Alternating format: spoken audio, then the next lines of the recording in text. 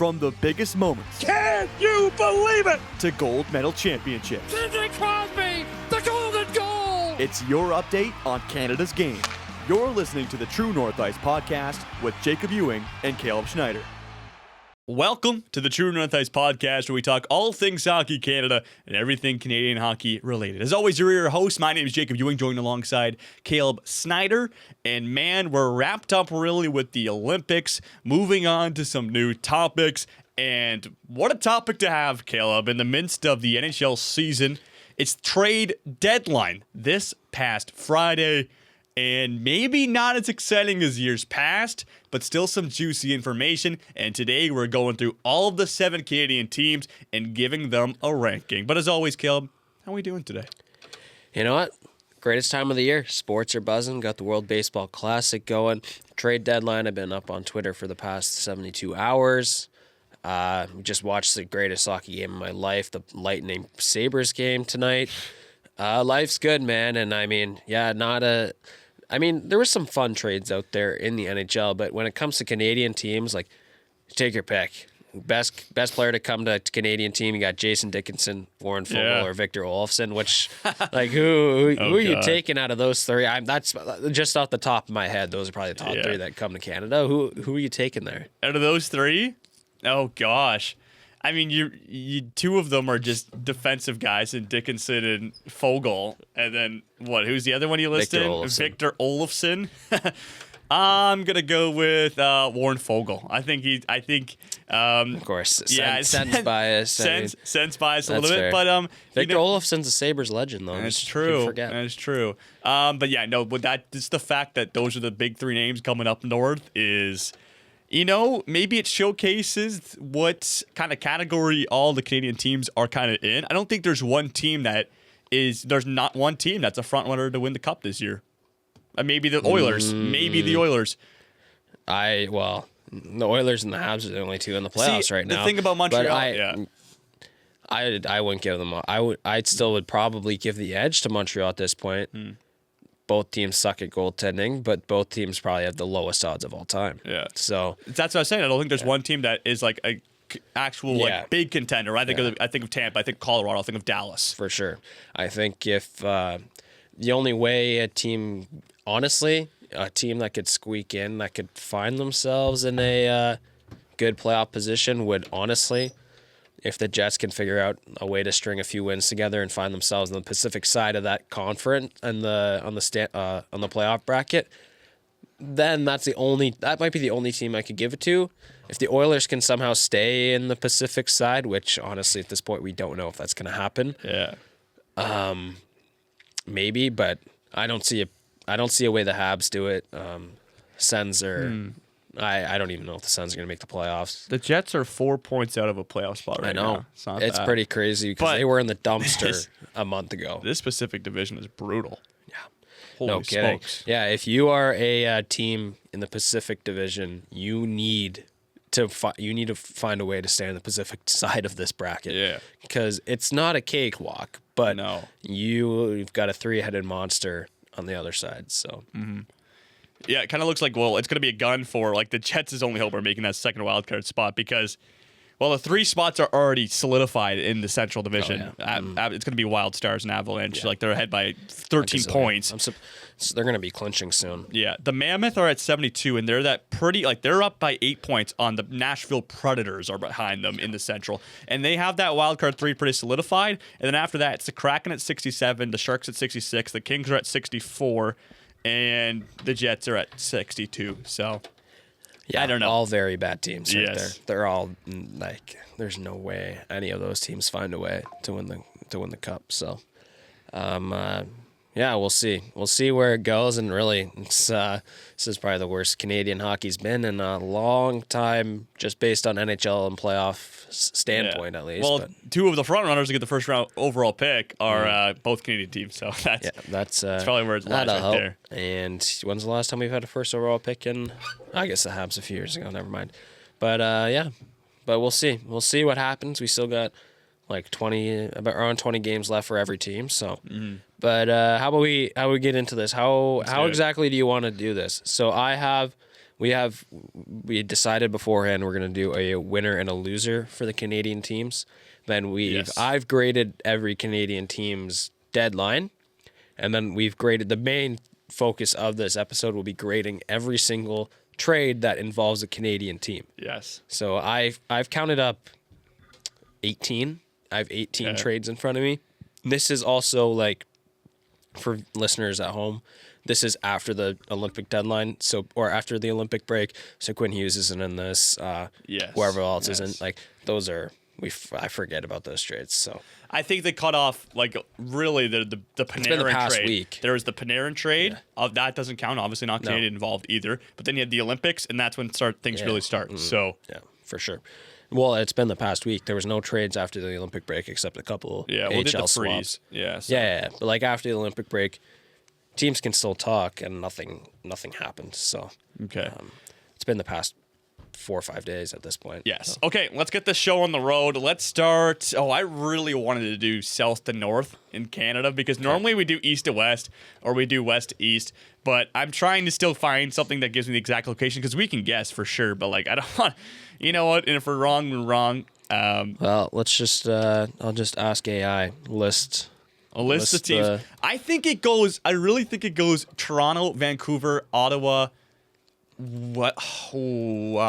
Montreal. Oh, gosh, no. How low is Calgary? I think Edmonton's the highest. Yeah, Edmonton will be the highest, I think. I don't think Montreal's that high. Winnipeg's somewhat low. You keep talking while I listen. Sure. In. Oh, gosh. I think it's fun because, normally we do the standard west to east. Or you want to do north, south east. to west? Or I want to do south to north. Geez, south to north, yes. Yeah, not south to west. I think we're for sure starting with the Toronto Maple Leafs, though. Let's see what the AI spits out at us. Okay. Okay, here we go. Toronto, Montreal, Ottawa, Calgary, Winnipeg, Edmonton, Vancouver. Okay. What? Okay, but it's but it's got latitude here. They've got latitude numbers, and dumb. Vancouver got the lowest latitude. Oh God, I'm too stupid. We probably both look stupid. I don't know. Wait, hold on. There's no way. Latitude north to south, highest. No, Winnipeg is higher. Oh, I got this. Okay, here. Oh my God, it's easy. It goes Toronto, Ottawa, Montreal, Vancouver, Winnipeg, Calgary, Edmonton. Yes, that's exactly what I had. So why did it list me Okay, whatever. All right. So do Toronto first. Yes. It's good for the listeners. Exactly. All of our Leafs fans. Okay, Caleb, let's do this, man. Yeah. Let's start with the vibe with Leafs coming in. A team that I had Brad Treliving in the the post presser after kind of said he understands the direction this team needs to go in.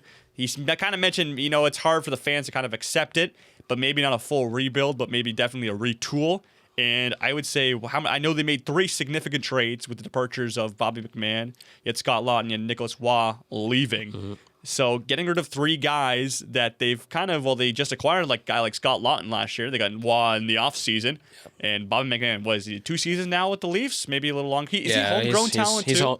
Bobby McMahon's been homegrown. He's been around for half a decade at least in their system. So yeah. Do we want to grade the first? Do you want to grade the trades and then give an overall grade of Toronto? Let's do it, man. Okay, let's start with the first one.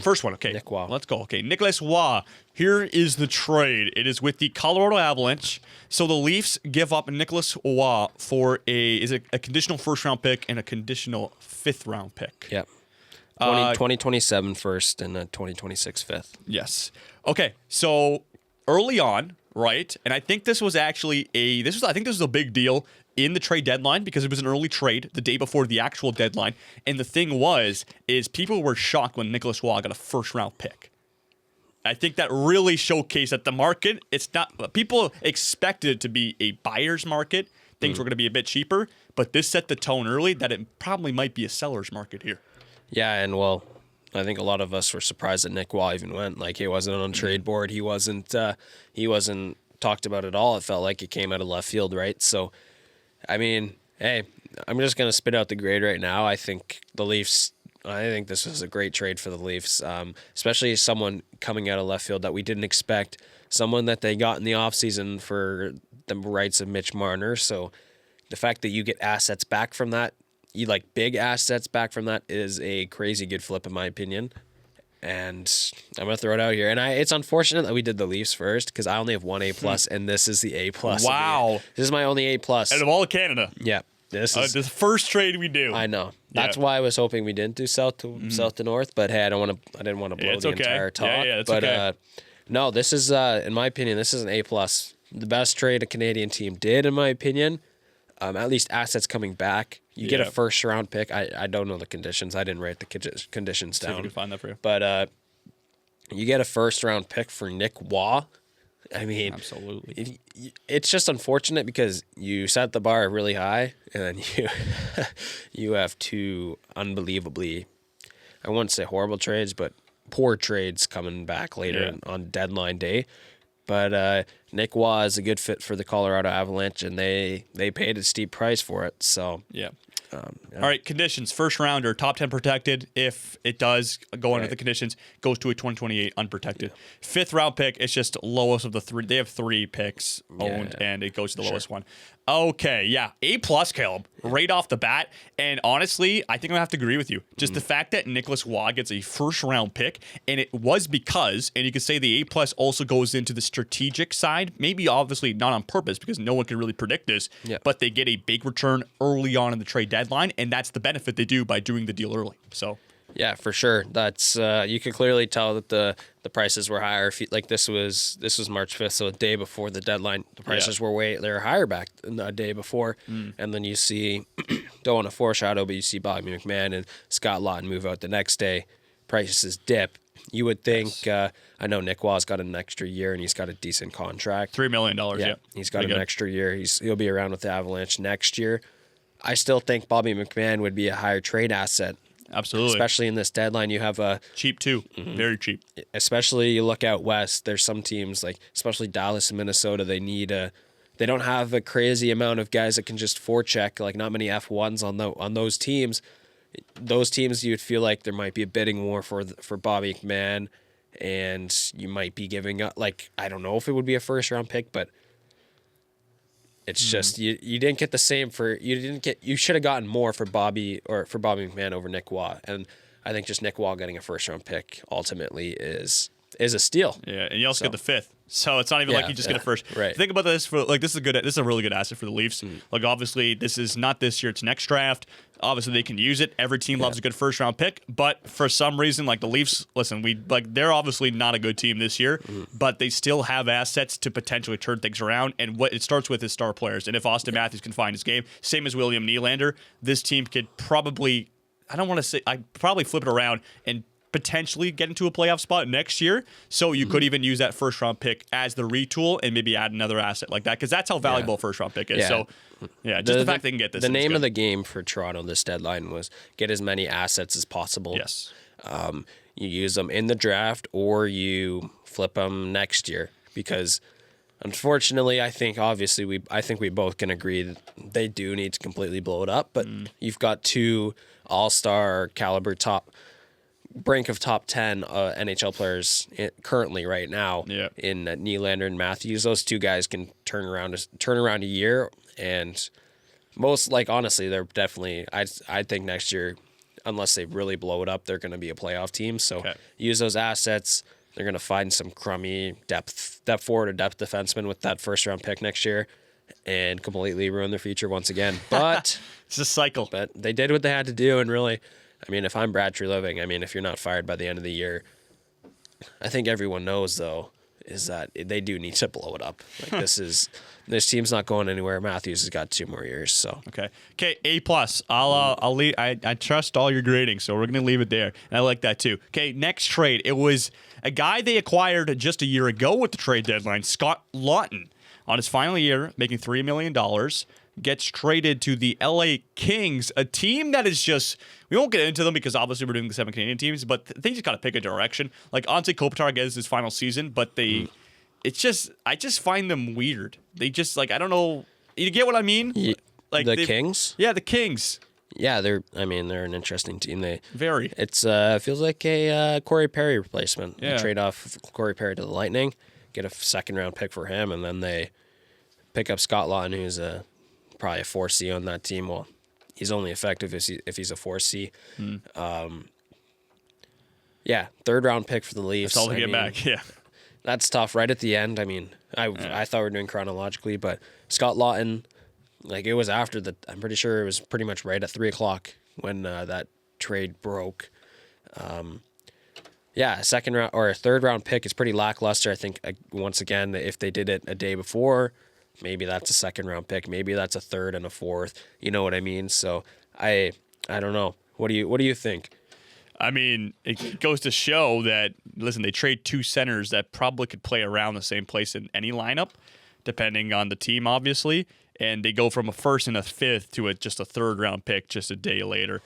I think, obviously, not the asset the Leafs would have wanted, but at that point, there's just like final year for Scott Lawton on this deal. Probably not going to re-sign him next year just because he's a 31-year-old center and he's not going to get any better, and he's not good for the direction of your team. So they just had to get an asset out of him. And you know what, the Kings probably use that to their advantage too. Is like, listen, you're just going to waste the rest of his contract. There's no point of keeping him. You might as well just get something out of him. So they got a third round pick. The leverage is on the other team's side. Yeah, this is also definition on the Leafs side as poor asset management. You gave up a first round and something else. Yes. For him last deadline. Man, it's tough to swallow, but sometimes you just got to swallow your pride and ego and take that third round pick, even though you lost. It's better than nothing. That's all I'm gonna say. It's better than nothing. Exactly. And I mean, you have to go in with when you've got Marner, Nylander, and Matthews on that team. You have to go all in, and they did last year. And that's just sometimes the negatives is once you're not all in, you're going to take a loss on some of these trades. So, my grade for this trade is a C. I don't know the conditions again, but I don't really care. It's a punt. It's basically just like it's from this. It's actually from the Sens, and basically I think they have 2 third round picks. It's basically if the Kings and the Sens don't qualify for the playoffs, they get the lower of the 2 third round picks. It's weird. So, anyways. Oh, actually, no. You know what? I know this one. This is if the Kings make the playoffs, it turns into a second. Okay. I don't know why I know this one randomly, but if the Kings make the playoffs, which they're on the brink, maybe they get the second round pick out of this. Yes, but it is. If LA secures a spot in the playoffs, the pick will become Buffalo's second round pick. Okay. Yeah, I mean, I don't know why I knew that one, but anyways, I give this one a C. I think third round pick isn't horrible, but something. Like, a second round pick would have easily put it to a B or B plus for me. So. I think I like C because that just seems average, like just a bang average, and they literally couldn't do anything about it. Like this is the best they could do, probably. 60%. So yeah. Okay, final trade from the Leafs. Bobby McMahon goes to the Seattle Kraken, who just have a boatload of middle sixers to bottom sixers. But again, we're not talking about American teams. Yeah. And the Leafs get back a conditional second and a 2026 fourth round pick. That's a 2027 second round pick as well. So they do get a second from Seattle. But Bobby McMahon on a contract of only $1,350,000. That's like pretty good. Yeah. It's not a lot of money. And he's a guy that could provide some depth scoring for sure. I imagine him going to a team that seemed they were more poised to make a run in the playoffs in Seattle. I wouldn't have thought he'd go to Seattle. Like I said earlier, felt like he was poised to go to Central, one of those three-headed monsters in the Central, just because of the forechecking and a speedy left winger kind of guy on the third line there. I mean, I'm surprised. I mean, Seattle, you know what? Seattle's known for one thing, and it's having the exact same player on their forward core, and that is exactly what Bobby McMahon is. He fits right in with the exact same play style of every single one, which is not a good thing. Not a good thing to have the same player.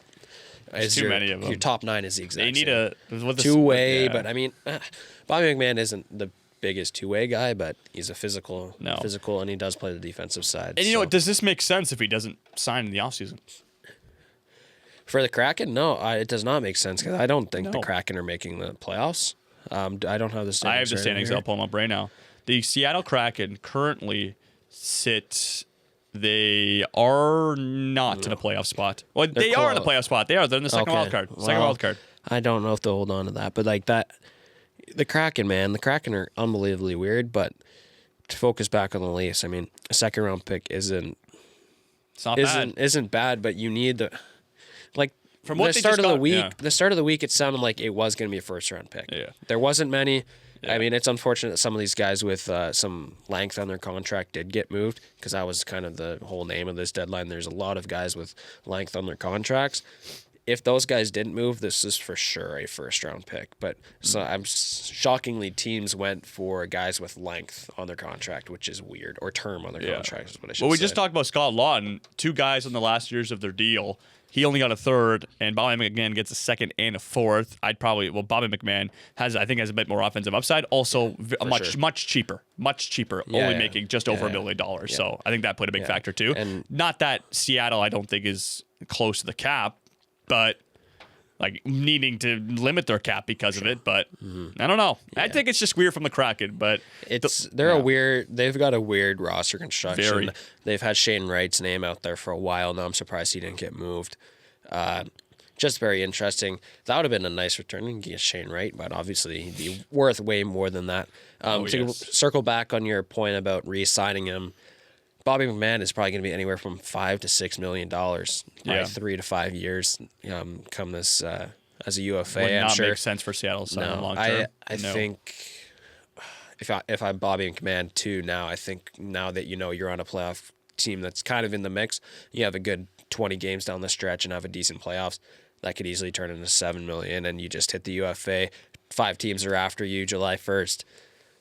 Like, I don't even know, like, Kraken, like, he might not like the Kraken. I just don't know if he's going to re-sign. I just really don't. I don't think there will be. I don't think he will. I don't see it. I don't see why this would fit in with their roster construction. They have a bunch of young players. You talk about, Berkeley Catton. Obviously, he's playing on the NHL team now. Shane Wright, they're still trying to develop. Kako, he's someone that could potentially maybe keep developing. Still a younger guy. Just a bunch of middle sixers. Yeah. And I don't see why acquiring a 30-year-old guy who fits that same style of player, why you would sign him long term. Just doesn't meet the direction of the team. I think this team needs to sign.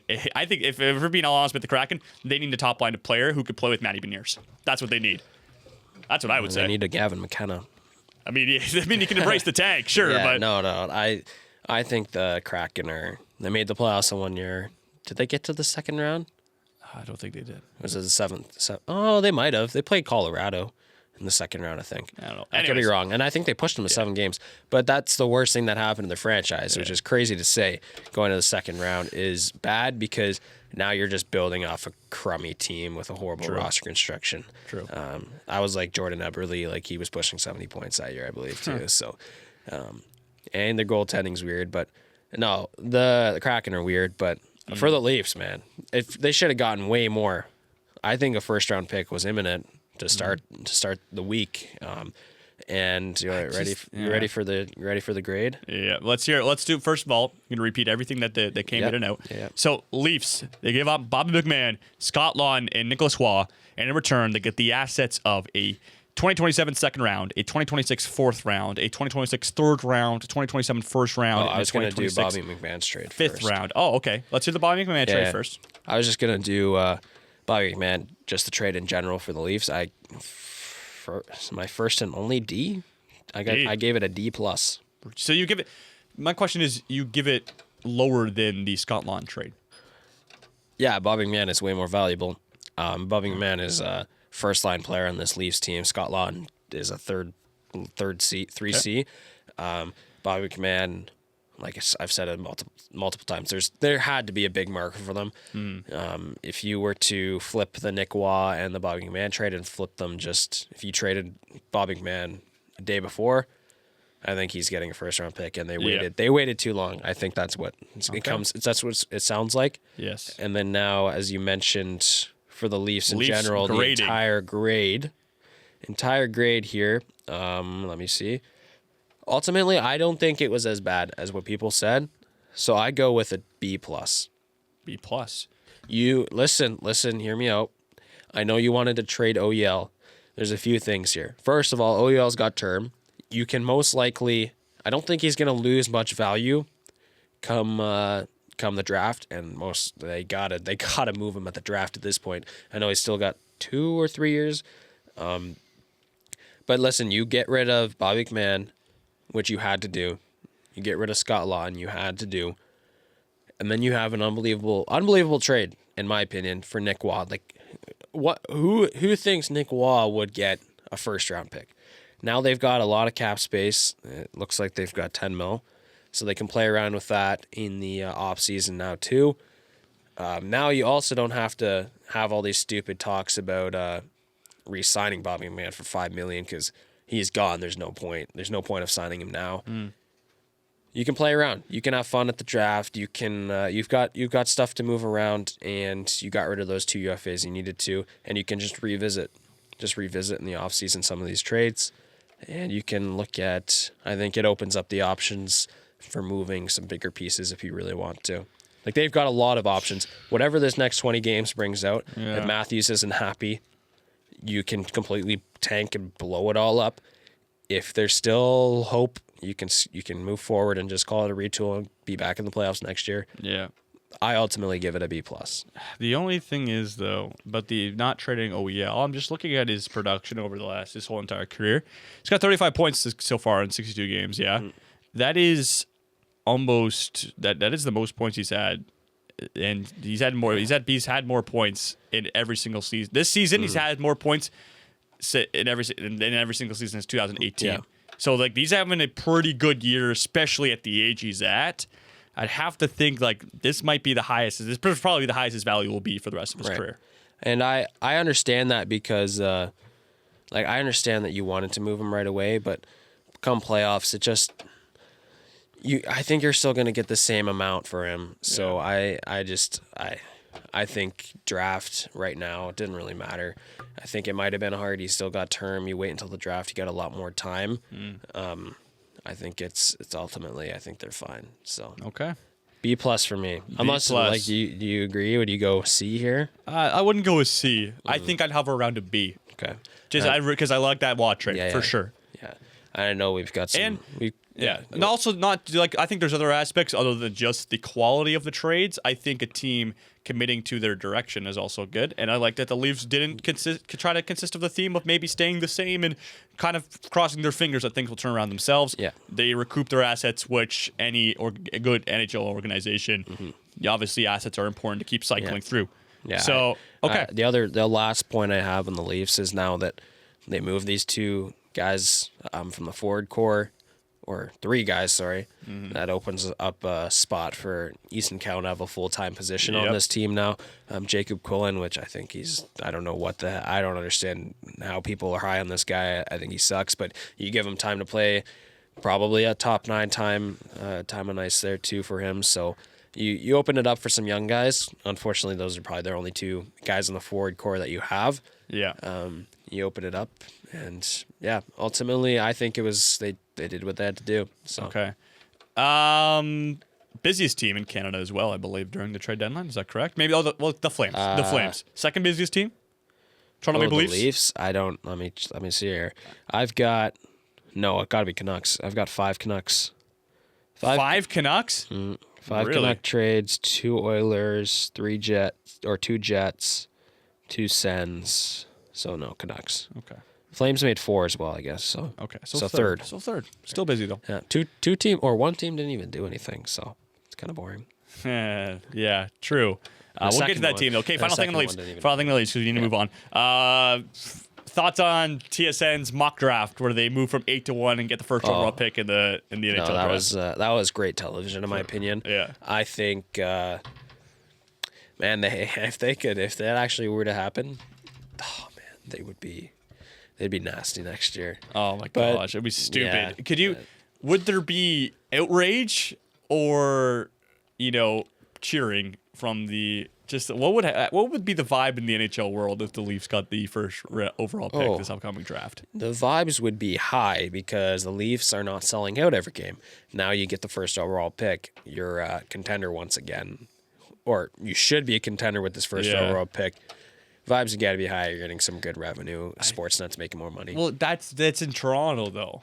That's in Toronto. I would love to see both sides if the Leafs got the first overall pick. I think the league would benefit more if the Flames or the Canucks got the first overall pick though, because I think those are 2, especially the Flames. The Flames have the least coverage now in the NHL on the Canadian side of the border.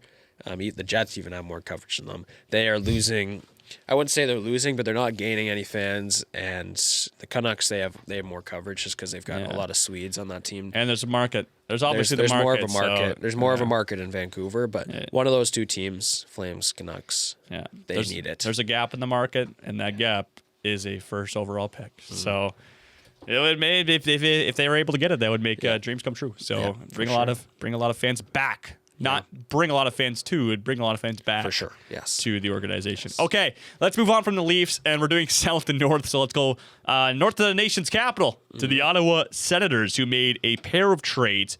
Nothing too crazy. Steve Stamkos said he looked around, especially, I believe he said he checked in on every single right-handed shot defenseman to try to fill the hole of Nick Jensen, who has struggled, especially this season, to hold his own. But actually, technically, they make 3 trades. They also do like one buzzer beater, Graham Clark for Bon Giovanni AHL trade. But Graham Clark, first Are they game both AHL contracts? First game with the Belleville Senators, Caleb, 3 points. There you go. I don't have that one because I bet you those are guys are both on AHL contracts now. Why Bon Giovanni and Graham Clark? How old are they? They're both 24, 26. So they might just be AHL guys. 24-year-old. I'm looking right now. 24 might be on an ECL. ELC? 775. Oh, wow. They both make 775. Well, I don't have that trade, but I went in the depths of these trades, so I'm surprised I didn't see that one. I'll grade it. Don't worry. Okay, great. I'll grade it. Okay, let's start with the first one. And the Sens make a move for a depth forward, a defensive depth forward, a guy who's been around to a couple different teams in a couple different years in the few years past. Warren Foegele makes the move to the nation's capital, as well as a conditional 3rd-round pick for the Sens give up to the LA Kings for a 2026 second round and a 2026 third round. So a pick swap of 3rd-round picks. So basically, it's the second rounder for Warren Foegele. I don't really get this one. Okay. The David Perron one happens right after, so I understand. Yes. It kind of all worked out like that. Well, I like Warren Foegele. Mm-hmm. I know he's got another year after this, and he can definitely slide in on that. I'm assuming third line. I know you're the Sens guy here. I'm assuming he'd be a good third line guy. Shane Pinto, they're 3C right now. Shane Pinto, and I probably play with another two-way but defensive masterclass guy in Michael Amadio. And Warren Foegele, last year, rated best defensive guy in the entire league. Don't know if you knew that. He was the best I didn't defensive know he was, forward in the entire league last year. And he's having a bit of down year in LA. But to be fair, LA's like underlying stats for scoring is just so limited. I don't even know what stat it is, but I think a lot of people are struggling finding the back of the net in LA. And he's a guy that has the upside of, putting up a decent amount of points. Yeah. So I think he's got his offensive output this year in LA. I don't think really describes what he can do if he finds his game, that is. But more or less a staple down defensive guy where a team like the Sens, who are trying to make it happen, go to the direction of being a winning team and being an actual legit team. People want to take them seriously. Yeah. So I think Warren Foegele, maybe not people were talking about, maybe get a top 6 guy, maybe someone who can get to the second line or play up top with Timmy. But I don't mind him. I like Warren Foegele. Yeah, he's good at that. Yeah. I when I say I don't really understand the trade, I like the Foegele fit is great. Yeah. I feel like a 2nd-round pick feels high for him. I don't know if you knew this, but Warren Foegele did ask for a trade from LA in the middle of the year, especially when Panarin came. He was out of the lineup. He played a full 82. He played 82 last year. I don't know if he played 82 the year before, but he's been a consistent guy who's been in the lineup. Yeah, he's on the Oilers too, who have made some big cup runs. So he's got some pedigree and he's been around for a while, but. Yeah, I like the gamble. He's 28 years old. I think you said. He is. Yeah, he's 29. Played 82 games the last 2 seasons. 46 points, 41, 20 goals in both seasons. Yeah. So I like him as a fit on the Sens, and really I think it's a good ad. I feel like the 2nd-round pick is a little high for me, especially having a down year. I feel like it should be more of a bargain. You think 29 years old, he might solidify himself as a 3rd or 4th liner on a team like that, but. I mean, he's still got to score. If he can find the scoring touch once again, it's going to be a great pickup. But he scored last night. Yeah, exactly. He scored last night against the Kraken. Yeah. So it's a bigger ad than Bobby McMahon. But I like Fogle. I just don't like the second round pick. Yeah.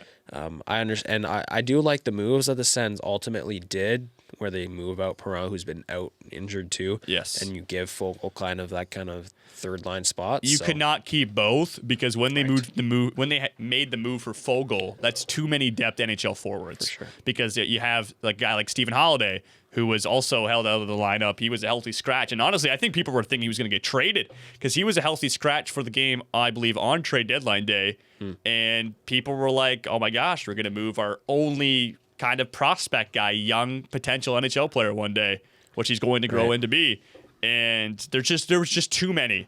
And David Perron takes $4 million off the cap. The Sens now have at least $10 million in cap space, and I thought they were going to make a bigger splash. And maybe Steve Staios was also thinking that he can pull something off because I know they were looking at some right-handed defensemen. Zach Whitecloud was one of them on your Calgary Flames. Mackenzie Weegar was actually the biggest. I saw that. He's from Ottawa yes, too. So he was the obviously biggest target on the right side, announced from Bruce Garrioch. It sounded like there was works on that too before he went to Utah. I totally just sorry.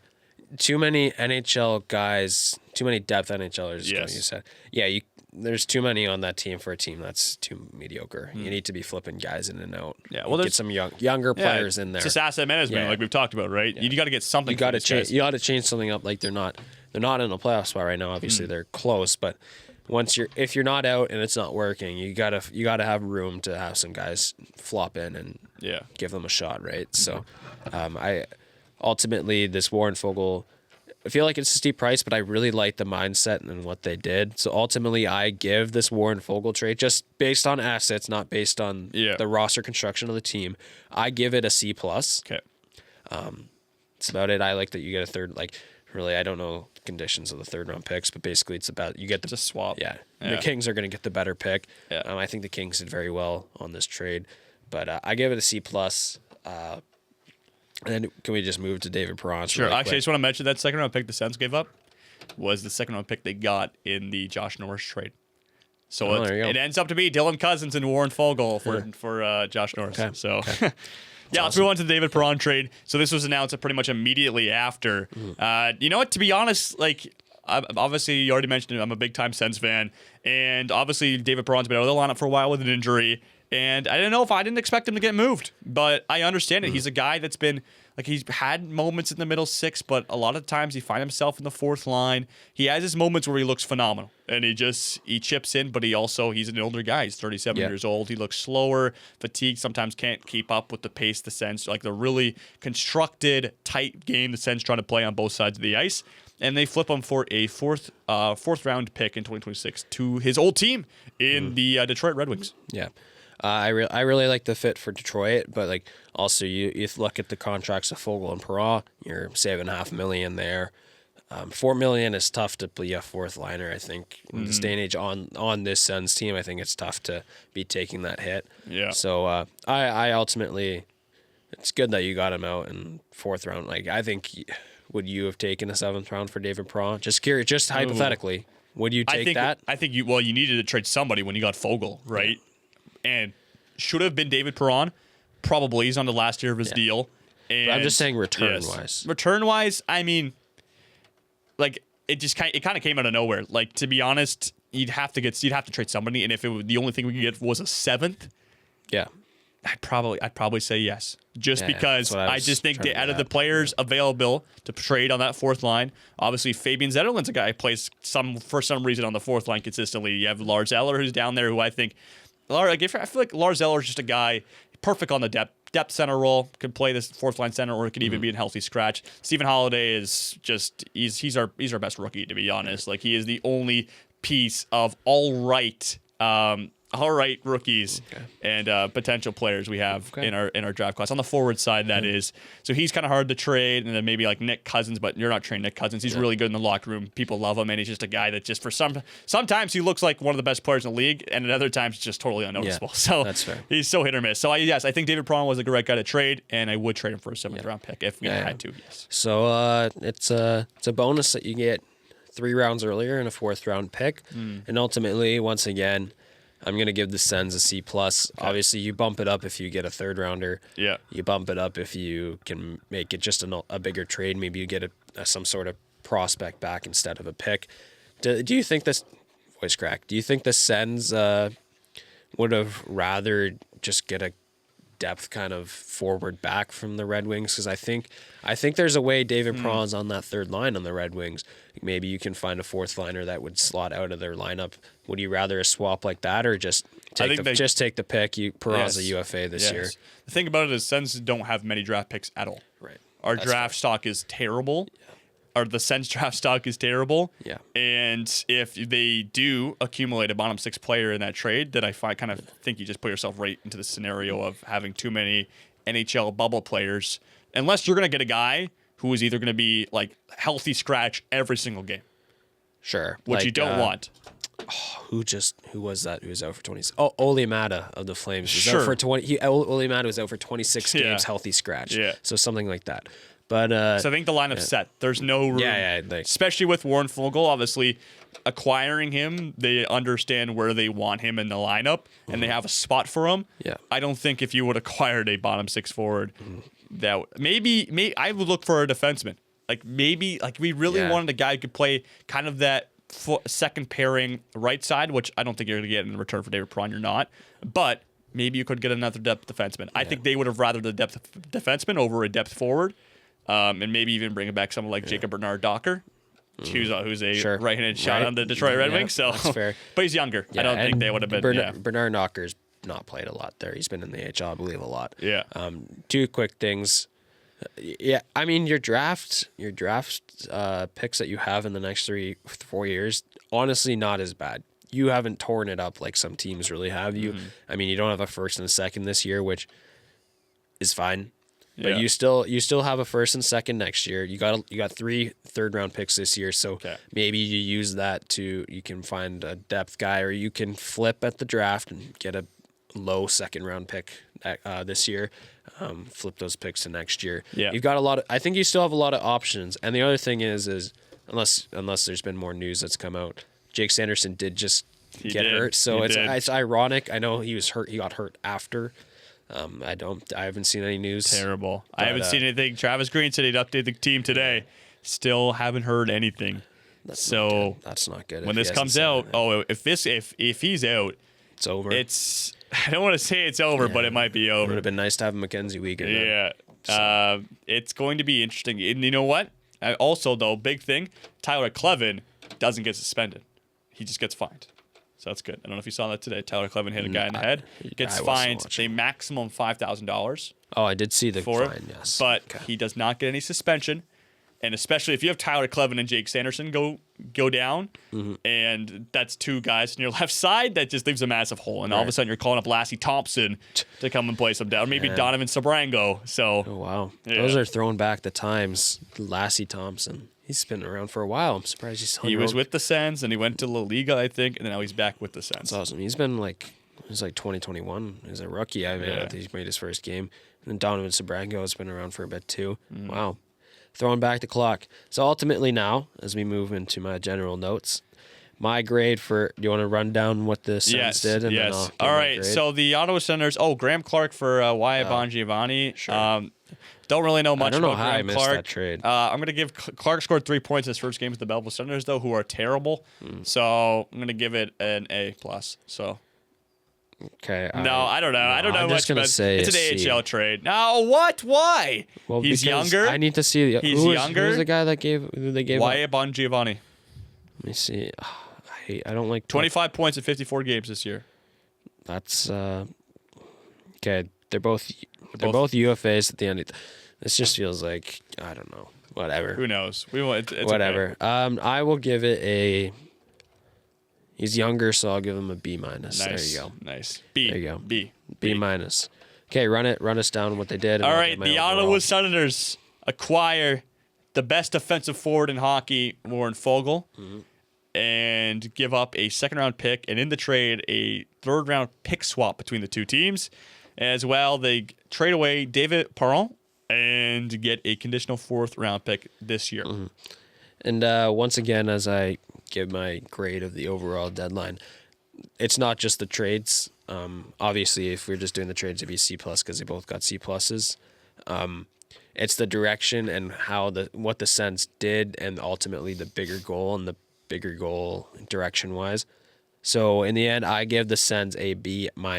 So lower than the Leafs, but I think they needed to stay put. I really think Mackenzie, like we said, Mackenzie Weegar, I really think that would be that might be a tough one for the Sens to do. I think you wait and trade for a big fish in the draft in the off season.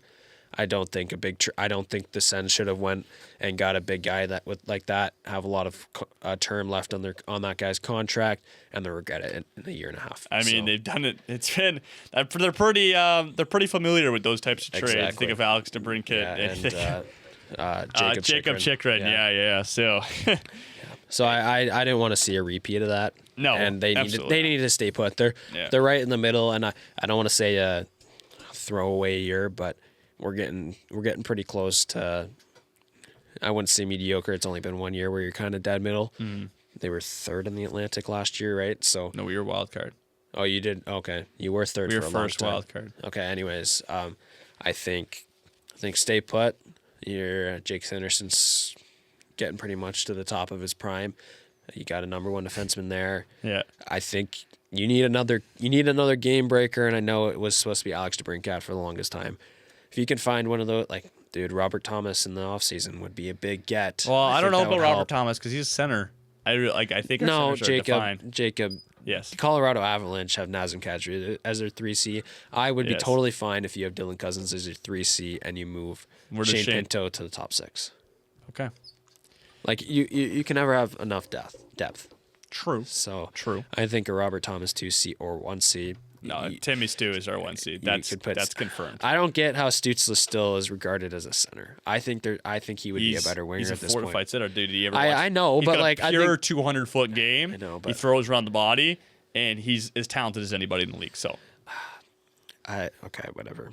I'm not gonna get me started on that because I know you watch the Sens more than I do, but I think Tim Stützle might be a better winger at this point. But okay. but let's move on. Is the next one the Montreal Canadiens? Yep. Yes. Montreal Canadiens. Which I actually thought they were more northern than they are. They're basically the same as the Sens, so maybe a tad more northern. Yeah. Okay. So do you have because you pulled out that one Sens trade. Do you see a Habs trade at all? Because I don't see one. I'm pretty sure they didn't do a single thing. I'll look at it right now. What website are you using? I used TSN and The Athletic for most of my stuff. Puckpedia. They did nothing. Okay, Puckpedia. Yeah, because Puckpedia is the only place that shows the Graham Clark trade. So I should have used them, I guess. Okay, so the Habs. This one you're gonna be shocked about. All right, you're gonna be shocked. I don't know if I will be, but let's hear it. Same thing with the Sens. I think really they're on the cusp of the play. They're in the playoffs right now. They've had a horrible West trip. I know they just beat LA last night. They lost so that they somehow squeaked out a point against the Ducks the other night as well in the shootout.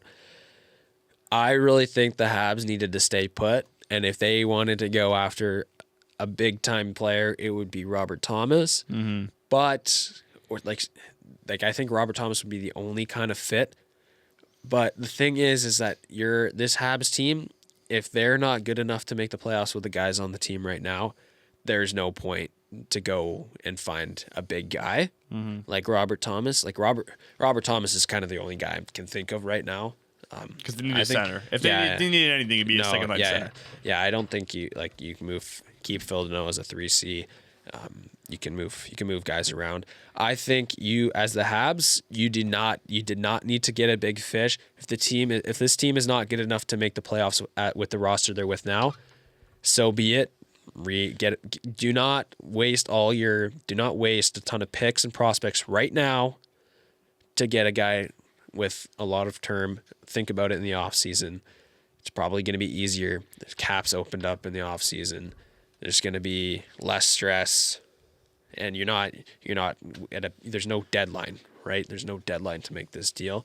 There might be a bidding war if the Blues really open it up. So in the end, I think the Habs did the right thing. Stay put. I think there's no depth moves you could have made. This team is young, and you don't want to take that away from that team. And I'm giving the Montreal Canadiens an A. Okay. For zero moves. I'm giving the Montreal Canadiens an A. Okay. For this 2026 deadline. Okay. What's your thoughts here? I just think, like, can you give a team an A for doing nothing? Yes. I do, although I completely agree with you that this team needed To do nothing. Yeah. You don't want to make a Why would mistake you that ruin you the Why regret. would you ruin the mojo if this team is doing what they're doing and they look like they're on pace to make the playoffs and they're young? They're not like this team's going to have many chances to make a big ad in years to come. There's no reason to do it now. An A. I mean, like I totally get where you're coming from. I think it's just weird in my mind to give a team such a high value when they did nothing. But because, yeah. It's like this. Listen, you have nothing to do. You're at home, right? Mm-hmm. Your work's done. You got no schoolwork, and you sit at home and you watch TV. Yep. Is that an A thing to do? Yes. Okay. It can be, because what if you go out and you go to a party and then you are laced with drugs and alcohol and you don't wake up the next morning? It's true. So I think it's better very to true. sit at the Or- TV and do nothing. What if you go to the gym and you work out and you get super strong? But there's also a risk of an injury. What if you drop a weight on your toe? You can't skate for 6 months. And you're a wussy. That's fair. That's totally fair. But no, I think doing nothing gives them an A, honestly. A few other things, as we talked about Robert Thomas. We don't know what Michael Hage is going to do. Yeah. He's going to probably Yes. sign, and People they're going to talked about this. They're going to give him a shot. It Yeah. sounds like. So I think they want to see what he can do, because if the sample size that he gives you at the end of this year in those last 3 or 4 games that he's going to play, and maybe in the playoffs too, if you don't like the sample size, you can now think maybe he's going to be a winger, or that could be a big asset for a trade for a 2C who is solidified with good I mean, 4 or 3 games, so it's not the big sample size. But really. especially first games. But like, in the he's NHL not going to too. be. But you're not First games in you're the gonna. NHL. I know, but you're gonna see those first couple games that Michael Hage plays, and he's not going to be ready for. He's going to be in the AHL for a year and a half. You're going to be able to make. I think you're going to be able to tell where he's going to be at with his development and how long he's going to be in the AHL, because ultimately that's where he's going to be next year, unless somehow he goes back to college again, which that might be a possibility. But you're going to see that if he's not ready for the NHL, you're going to probably have a good timeline of when he will be, if at all he will. Mm-hmm. And then you see, like, if he's not going to be ready for a year and a half, you're better off trading for Robert Thomas and going all in. I'm having a great 1, 2, 3 down the middle. So, I mean, yeah, true. But do you think, like, how soon do you think this window opens up for Montreal to start winning? Like, seriously winning? I think it might be next year. Okay. I like the development of Ivan Devanov. We'll see what a second full year does. But they have all the pieces, man. And Nick Suzuki is pretty much right in his prime. Cole Caulfield's in his prime. Yes. I think Yaroslav Slavkovsky's still got another step. Okay. So maybe he finds that next year, and you've got the best first line in the league. Okay, so this is great, because this leads to my next question. Yeah. Michael Hage obviously doesn't fit that timeline, because no, that's what I'm saying. And Robert Thomas, who is also in his prime, that's why. That's what I'm saying. You see these couple games, he most likely won't fit. If he does, then great. But if he doesn't, that's a big piece that you could throw in, and you're not giving up a first round pick, because the Habs probably, from my knowledge, as I pull up their Puckpedia right this second, probably have a good chunk of picks. Let's see here. Where's their picks? Yes, they've got first round pick, second, third, 2 4s, 6 and 2 7s this year. And they still have their next 2 first rounds in the next 2 years. So I like the direction of this Habs team. They're going to win a cup. They also have Oliver Kapanen. Alex Newhook just came back from injury too. He's doing pretty. He scored 2 goals the other night. He's probably going to be fine.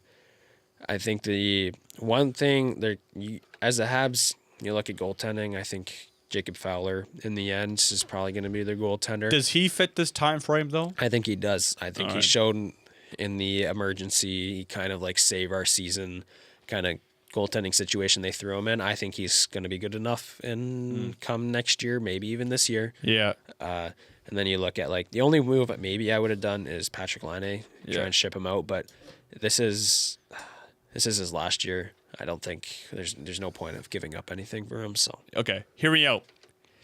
What do you think about this? We talked about Michael Hage being a trade asset potentially for the Habs. What about a guy who seems to be making a name for himself every single day? Bryce Pickford, who's having a great year in the Dub, and obviously an offensive defenseman. And you already got one of those. You got two of those, you could say. If you want to throw Mike Matheson in that conversation, Lane Hudson's obviously their number one guy. And then they obviously Noah Dobson's their number two on the offense. and there's like, Do they need another pick? Do they need Pickford? Or is he just a perfect guy, especially right now where he's ripping it up in the WHL and people are projecting him to potentially be a number one offensive guy on a decent amount of the teams? Potentially one day. That could be his high ceiling, a number one defenseman offensively wise. I don't know if he will ever be a number one defenseman. He's I'm not a draft looking guy. pretty good right now. No, I know. I'm not a WHL guy. Power play guy, play power play, know, but stuff like that. listen, I can't speak of it, and I'm not going to downgrade his play or whatever. I think 42 goals is unbelievable. There's been people saying, notable, like Corey Prodman of the Athletic said it. Somebody on EP did as well. Yeah. They don't know if he's got the skill to translate to the NHL, which is a scary thing. You don't know. It could. Yeah. So it's high risk, high reward. So I think. Yes. Sorry, I don't want to cut you off, but no, I was cutting you off. So. I think with the construction of this lineup, you still have David Reinbacher. You're taking a pick from those two. David Reinbacher's played in a men's league for a long time. I think you're taking your chances with him first. And then you have a gazillion. You have so many defensemen that could be fighting for a depth role next year. You're gonna have to move some. Pickford probably has the highest value. Maybe Reinbacher does. I think one of those two guys got to be moved. And I think it's gonna be Pickford. So why? I'm just saying. I think Pickford would be a perfect asset to move. Yes. He's got his value. I would say his value, obviously, it's not crazy high, but there's something there for Bryce Pickford. I would move him. Yeah. I don't think there's a spot for him. Doesn't fit the timeline of this team. No. He could be an asset to move and get somebody to help your lineup today. They've got LJ Mooney in their system. They've got Sean Farrell, who's been notable. I think he's kind of fallen off. And then I think another one is Alexander Zarowski, who was drafted second round last year. So they've got a good chunk of players in this prospect pool. Yeah. So you could keep those guys and just trade picks because you can do that. You can do a mix, or you could just trade prospects and hold on to those. I think they got to trade one of their prospects. They do. Yes. But we'll see. That's a good problem to have. That's a great problem to have. That's exactly what you need when you rebuild. Only a couple teams have done that. Yes. They just got to be able to capitalize on those guys and make a good trade. Okay. So, well, I think we're about an hour into the podcast. We've done 3 teams. So that's great. Let's keep going. Let's chug it along. Yeah, Did we give a final grade? Oh, you did. An A. For the team that did nothing. Yeah. Jack all for the Montreal Canadiens. But that's what they needed to do. And they did it. And we'll see if it pays off and if this team can hold on for the playoffs with their starting goalie, Samuel Montembeault. Okay. Moving up, is it Vancouver who is next? Vancouver. From one coast to the next, the Vancouver Canucks in full sell mode, Caleb, as they currently sit with only 46 points with just 19 games to go, gunning for that number 1 chance in the lottery, competing with your Calgary Flames. And they're actually currently 11 points behind you, Caleb. They look like they're going to probably pull it off. You guys need to start losing some damn games. No, they've already got it secured. I think there's no way. Maybe the Rangers can. Probably the Rangers at this point. But I think they've got that locked up. Absolutely the Rangers. Well, they're sitting around with you guys, but they are an Eastern Conference team. The East is very good, so I think that helps the Rangers. That's what I was saying. That's what I was saying. So Canucks, I've got 5 trades here. Okay. They had a lot of guys on trade boards, the Athletic trade board notably, with a lot of term that potentially could be traded. We see Connor Garland, he's out the door, which I think we'll get to later because he was later in the day, later in the deadline kind of period. Yes. But they have Brock Besser and Elias Pettersson are the two notable ones. People threw out Thatcher Demko as well. Yeah. I didn't hear a lot about Besser. I won't lie. No. Because he There just was signed no that. He talk, just yeah. inked that fresh contract too. Yeah, I know. But Pettersson, for sure, just because his name's been out there for a while. He had the whole controversy with JT Miller. Yeah. And then obviously they get rid of their other star player, Quinn Hughes, earlier in the year. Yeah. And all of a sudden Pettersson is making all this money, not producing, but still has the spark and the potential to get moved and probably could even perform at an $11.6 million player.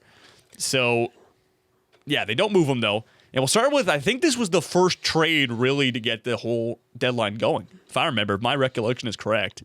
Tyler Myers? Is the Tyler Myers trade to the Dallas Stars for... I would argue Connor Murphy was 2 Okay, yes. For a second, a fourth, and they also retain $1.5 million on Tyler Myers' contract. Yeah. 50% was of Tyler Myers' contract there. I like the trade, honestly. I think they got a decent chunk for Tyler Myers in the year 2026.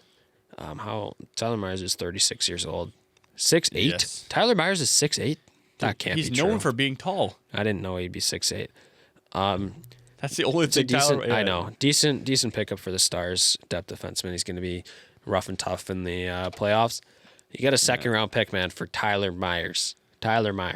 Yeah. So I think that's a great trade. I don't really have much. It's a defensive defenseman. He's big. I think it was basically Tyler Myers is only going to go to a team that's legit. Stars are legit. Yep. Very early on in the trade deadline as well. So what does it take? Well, this honestly probably set the tone for a defenseman. We mentioned Connor Murphy as well, but a second and a fourth for Tyler Myers at one more year at 36 years old. Yeah. So it is only a team like the Colorado Avalanche, the Dallas Stars or the Tampa Bay Lightning are going to be a team that picks them up. I don't think a team that's on the bubble or potentially like a first round, maybe a second round team, but that's their highest aspirations. Yeah. I don't think they're going to pick them up. Right. That's fair. So I just to move us along real quick here, I'll throw out my grade. Sure. I'm going to give the Tyler Myers trade for the Canucks a B+. Okay. One thing I think that could have made it an A- or an A could have been the retention. I think... Does it matter, though? Well, if you're trying to move up Brock Besser and Elias Pettersson, you only have 3 slots. I'm sure he's probably the only one that they're using, and it carries on to next year because he's on contract next year, right? Yep. So I could be wrong, but I think it's just him. But if there's it'd be nice if you didn't retain, but just because you Brock Besser and Elias Pettersson, if you really want to go. If you can do it, if they can do it with all means, if you want to retain 10% on Elias Pettersson, just get it over the hump and get him out of the organization. You're using up 2 or 3 slots next year, and it leaves you kind of locked with what you're at. So I give it a B+. Though I think it's a great return for Tyler Myers. Then moving on, I don't know if you have this trade. Are you talking about the trade for Jack Thompson for Jet Wu 1-for-1, a 23-year-old defenseman for Thompson going the way of the Canucks, and Wu 25 years old, both on a one-year deal at similar cap hit for the Sharks. Yeah, you could talk about this. So Jack Thompson of the Sharks, defensive defenseman. Jet Wu, a defensive defenseman who's going to the Sharks. The thing with Jet Wu, though, is that he was I think he was a second rounder.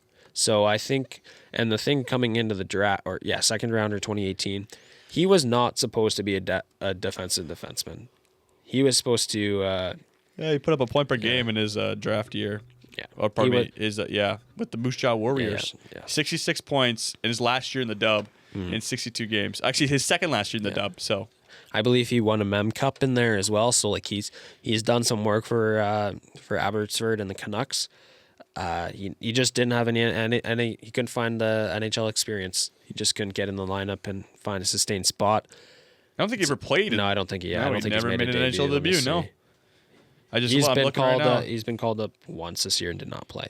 So you're not going to crack the lineup if you're confident he's not going to crack the lineup with this crummy last place team. Then you move on. He's been around. He's been in the organization for 8 years. So you move on and you get Jack Thompson, which I honestly like Jack Thompson as a pickup. He's got NHL experience. He's played 31 games this year. Yeah. Or, he had 2 years ago, yes, pardon me. 31, and he had 10 points, -9 on the Sharks, jeez. He's decent, but he's just another depth guy who's played NHL games. I think that gives him a little bit of an edge. He's also from Curtis, Ontario. Shout out.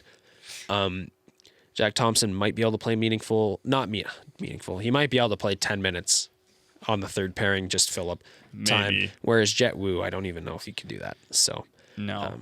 I like the trade, and I'm going to give it a B, and that's all I'm going to say. There's nothing else to talk I think about. it's honestly you're just trying to find guys who could fill your roster spots. And Thompson, Thompson's obviously younger, Wu's never made the NHL team. Thompson has NHL experience, so he's a guy you can throw up there and embrace the tank even more. So he's not a guy. Obviously, not going to be a difference maker. This team's not trying to find difference maker. Neither of those guys are going to be a difference maker ever. No, and they're not trying to find difference makers either with someone like that. It's just a move, and I don't know how they did it, but they got a younger guy and, quite frankly, and a better they guy. played more games. That's so weird, eh?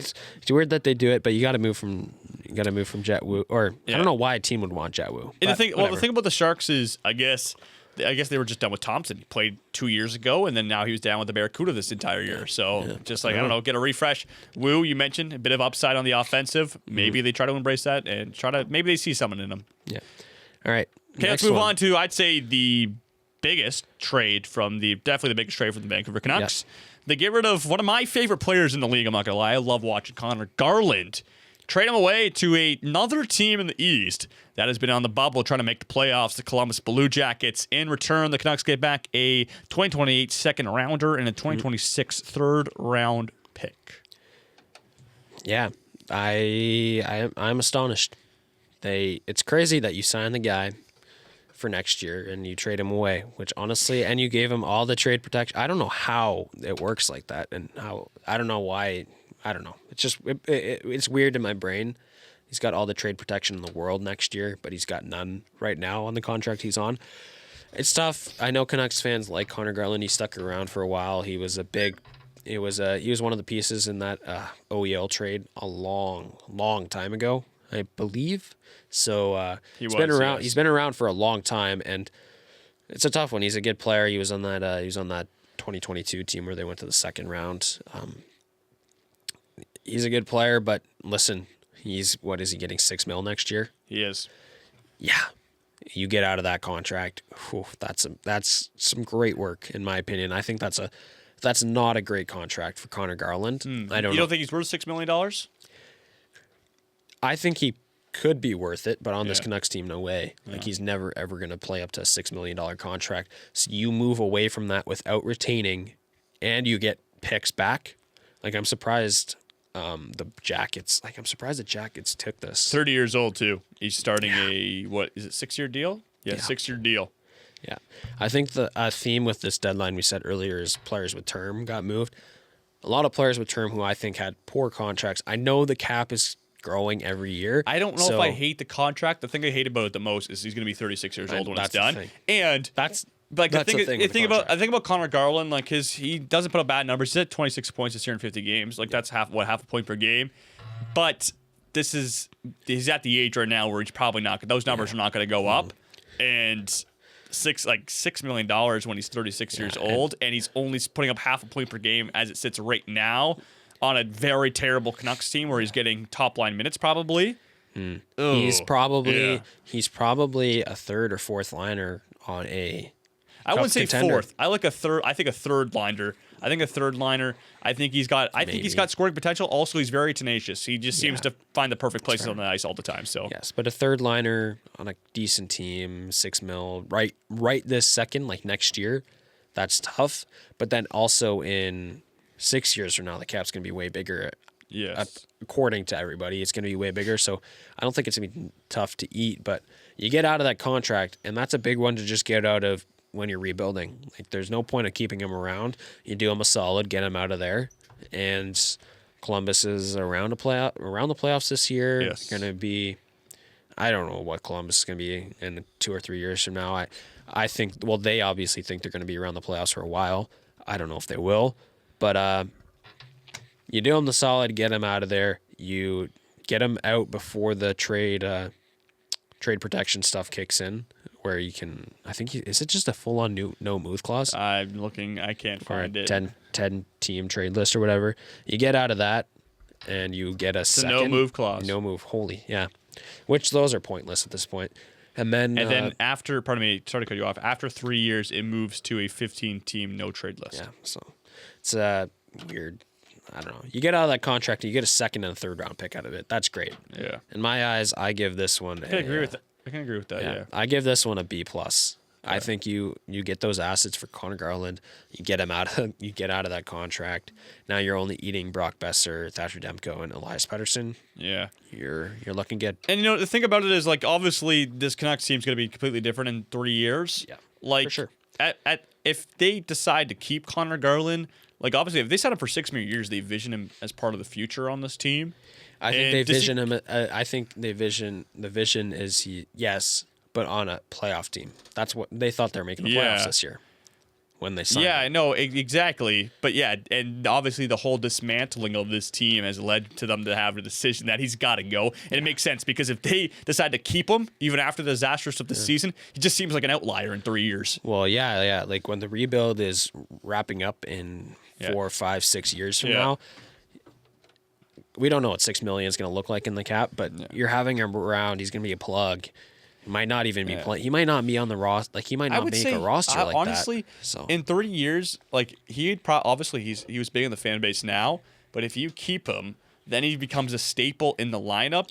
And honestly, like, does that become a burden? Because then the fan base really connects to him, right? But the organization, it's a business, want to go a different direction. Like they're a whole new team, whole new everything. You just traded away Quinn Hughes, but potentially, I don't want to say controversial take, but could be the best player ever to wear a Canucks jersey. Potentially, obviously, this is Dean Twins. that'd be a good conversation. That is a good conversation. Another day. Anyways, like then it just seems hard to trade Connor Garland because he means so much to your organization, but everything's new. You know what I mean? Yeah. So I get they get out of the contract early on. They get a couple assets for him. I like the trade. I like Connor Garland too. So I just want to. I really like the return. I'm surprised they got that much for Connor Garland. I would have thought it would be less than that.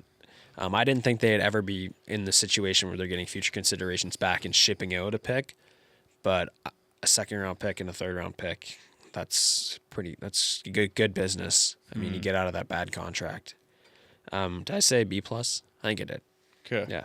So I like it for the Jackets, though. I think he can stick around for a while. I don't understand their direction, but yeah. All right.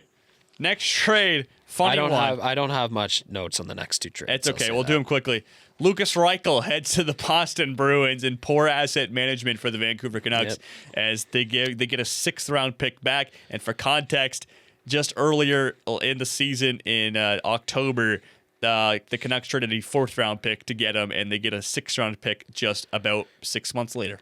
Yeah, I think you look at him at the Olympics too. You thought maybe there'd be a little bit of a bounce back. And they just get rid of him anyways, and we don't even give him the chance. It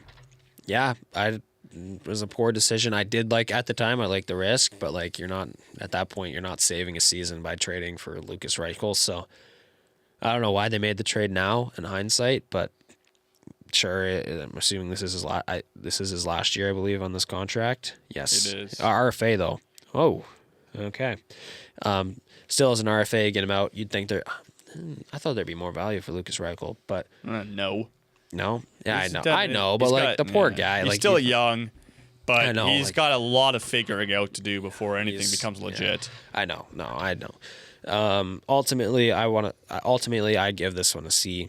I don't have much to say. Bad asset management. I don't think you're getting more than a 6 at this point. I feel bad for Lucas Reichel. You go from being on Connor Bedard's wing for 2 years and then freaking going to nowhere and then go to the Canucks and suck. Okay. Give him a chance on the Bruins. I don't think the Bruins are getting anywhere this year. Well, they might make the playoffs, but they're not going deep or anything. So maybe it's a Morgan Geekie kind of situation who was around the Hurricanes for a while, gets dumped off, finds himself on the Bruins. Maybe. You never know. Lucas Reichel's a first rounder too, right? Yeah, he is. So, whatever. Next one, David Kampf. Yeah, for a 6th round pick from the Washington Capitals. I mean, the Capitals trade Nick Dowd. Maybe you're just trying to find someone to fill that gap, I guess. You know what? This is exactly what the Canucks did. They signed David Kampf after he leaves the Leafs for $1.1 million this year. You traded for a 6th round pick. You spent $1.1 million for this guy to play a couple games for your organization. take up a roster spot and get a 6th-round pick. I think, in my opinion, for these teams, like $1.1 million isn't a lot for these teams. These guys are all rich. All these owners are rich. Yes. You spend that much money, you sell a couple jerseys, and then he takes up your number 1 seed position for a while. Did you really just say? Yeah, I think somebody bought a couple David Camp jerseys. I guarantee you, somebody from Czechia or wherever bought a David Camp jersey. Maybe. So Be yes, pretty it's insane. Czechia. Okay. I think that's a really cool story too. That he might have not made Czechia if he was on the Leafs and not playing, and then he voids the contract just to play for the Olympics and find a team like the Canucks. Plays number 1 seed, makes the Olympics. I think that's a pretty cool story. Pushes Canada to the brink. I think David Camp's a really cool story. And hey, shout out the Canucks. You gave him 1.1 mil. Turn that into 6th-rounder. I give this one a B. Okay. I don't have any thoughts. I literally in my notes for this one. they're nothing I put trades. They're nothing trades. I put meh. I don't even know what Camp probably won't even play, or probably won't get any minutes on Capitals. Oh, he might. I mean, Maybe. We'll see. Depth roll? Yeah, depth roll for sure. But maybe a 3 seed. I don't know the 3 Capitals. seed? Capitals. Ooh, 3 seed David Camp. Maybe. What's wrong with that? I don't know. He's a 1 seed in Canucks. So. I guess so.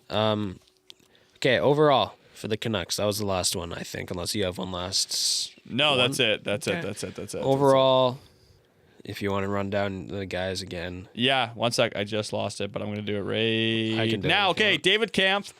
They trade away David Camp. They get a 6th-round pick. Lucas Reichel leaves the team. They get another 6th-round pick. Connor Garland leaves the team. They get a 2nd in 2028 and a 3rd round in 2026. Bye-bye, Jack Thompson. Hello, Jet Wu. Or probably reverse that. Bye-bye, Jet Wu. Sorry, they were on opposite sides for some reason.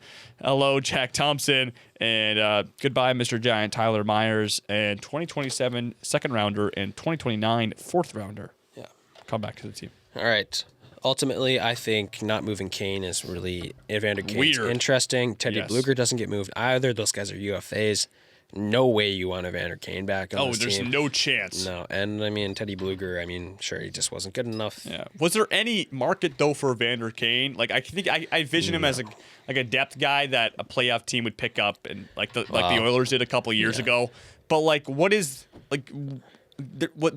They had to have looked around the NHL to get rid of him, because there's no reason to keep him whatsoever. No. Like, he's been known as, I don't know, maybe he's even as a locker room cancer. He might be. There might be stories. There's there might nothing be, going on with the There might be Vancouver more Canucks. stories that have come out. Maybe There's there was no risk. offers for him, or maybe they literally couldn't give him away for anything. Yeah, I think. Because is his career clearly- washed at this point? Well, what's he at right now this year? Like, I don't think he's had a. Like, I think somebody would have taken him, but You think so, I think for sure, yeah. the player. He's got 27 points in 60 games. Not terrible, honestly. it's not terrible, Like, I no. think a third line position. But you look at some teams. Do you really want to take that risk at this point? He's really fallen off. He's not the same player he once was. Do you want to take that risk and risk something happening off ice? No. So it's weird though. Like, you couldn't find a 5th-round pick for a brink team, a team on the brink of the playoffs. I don't know. So that kind of hurt. It hurts their thing a little bit. On TSN's trade board on the March 2nd one, they had 8 players. Only 3 of those players ended up moving. Nice. You can't move Besser, Pedersen, Garland, all those guys in one. No. You probably wouldn't have enough roster spots, first of all, and second of all, or like you wouldn't have enough guys to fill the roster. Yeah. And then second of all, that's a lot of work with all those contracts. Getting out of that Garland one is massive in my opinion, and I think he was the one that you had to focus on the most because of the trade protection. So ultimately, I give Vancouver a B- on this deadline. I think it could easily be a B+. They got rid of Kane for a 4th-rounder and Teddy Bluger for a 6th-rounder or something like that. Okay. Easily could have been. It could have probably made an A if they somehow got rid of Besser, Pedersen at that point. So, yeah, I give them a B-. Do you have any objections with that? No, but I have a fun question. Okay.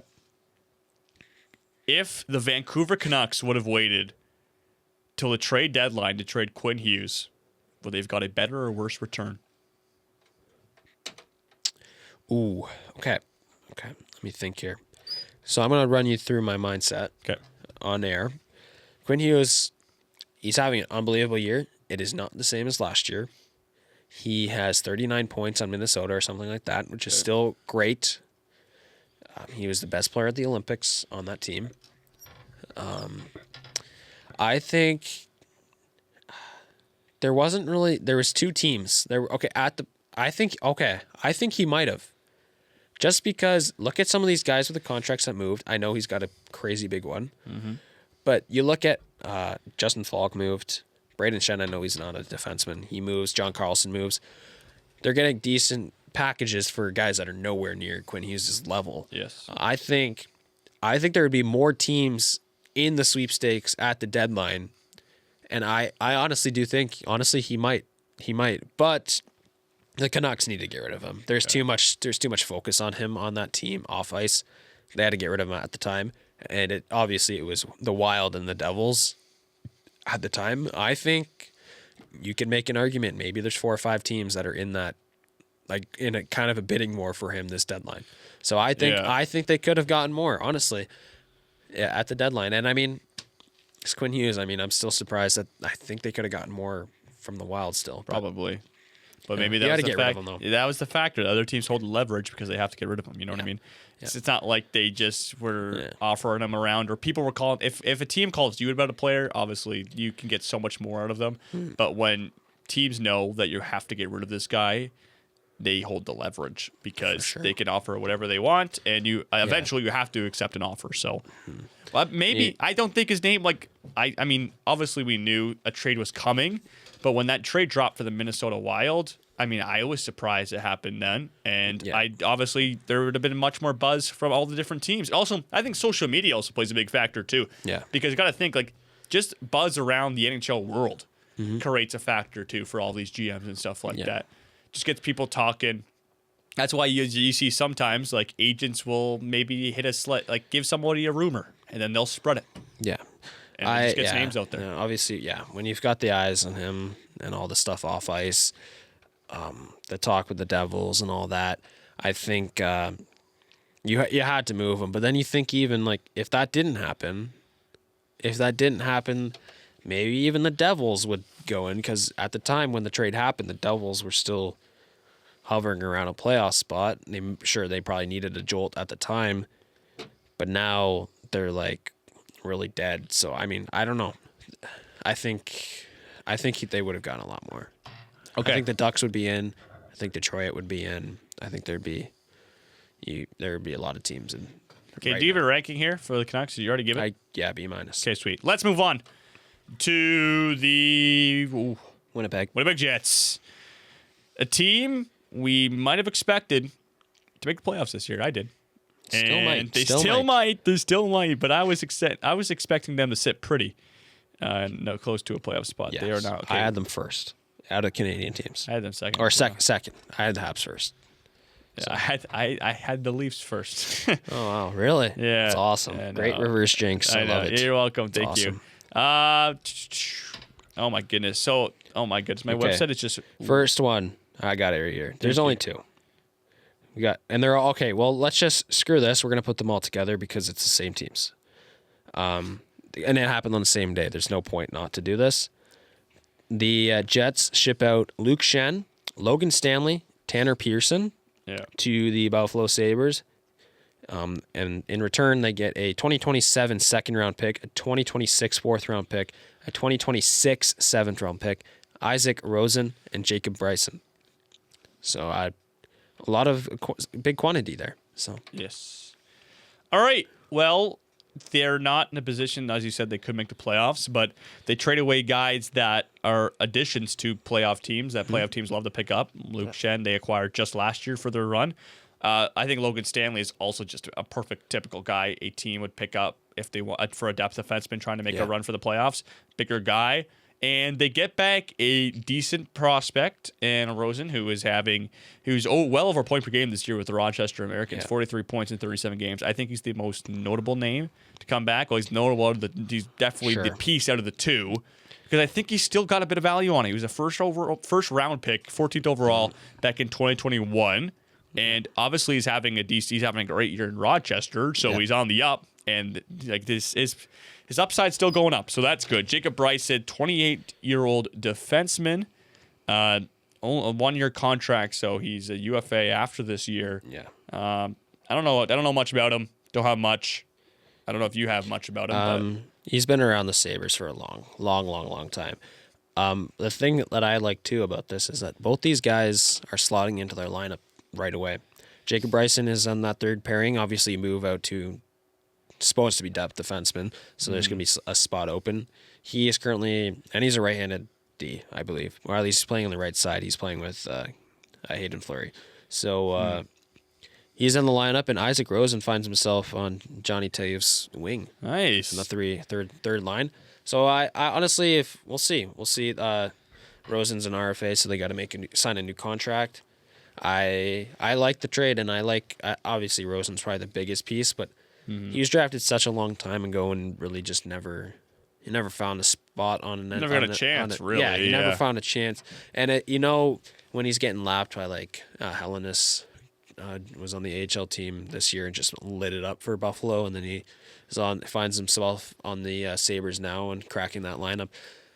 Maybe it's, I don't know if you want to keep holding on when he's not getting passed, but like you give a spot to Hellenis over him. I think maybe you move on as a Sabres, and sometimes you just got to give up. You got to give up prospects like that to get a guy like this, and I think he could be. There's still a chance. He's big, so I think Rosen could on this Jets team too. Which sometimes they find some miscellaneous guys and it works out. So I think there's a way that he turns into a decent NHL. There's a chance, not a crazy high chance, but I like it. I like it for the Jets. And with all due respect to these two guys, that Luke Shen and Logan Stanley, I don't have much in Tanner Pearson. Yeah, no. But those guys, Logan Stanley's big, but like Luke Shen was horrible in the playoffs last year. There's no point.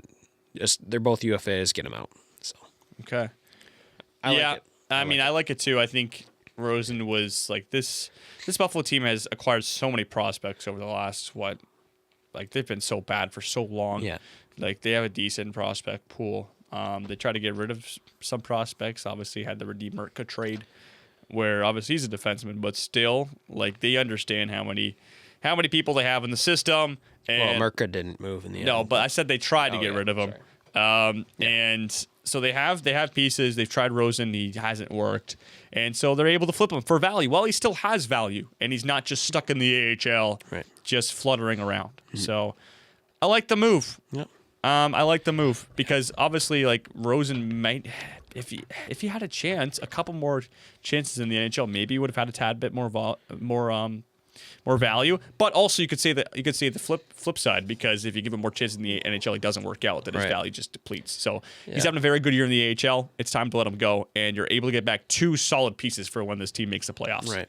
Yeah. Yeah. He's only had 15 games in the NHL, 1 point. I got 16 games and 7 points. Well, I've got 15. Maybe did he just play one on the Jets? He played one on the Jets. That was 1. 7 points. Yeah. I only have 1 point on HockeyDB. Really? So I don't know what happened there.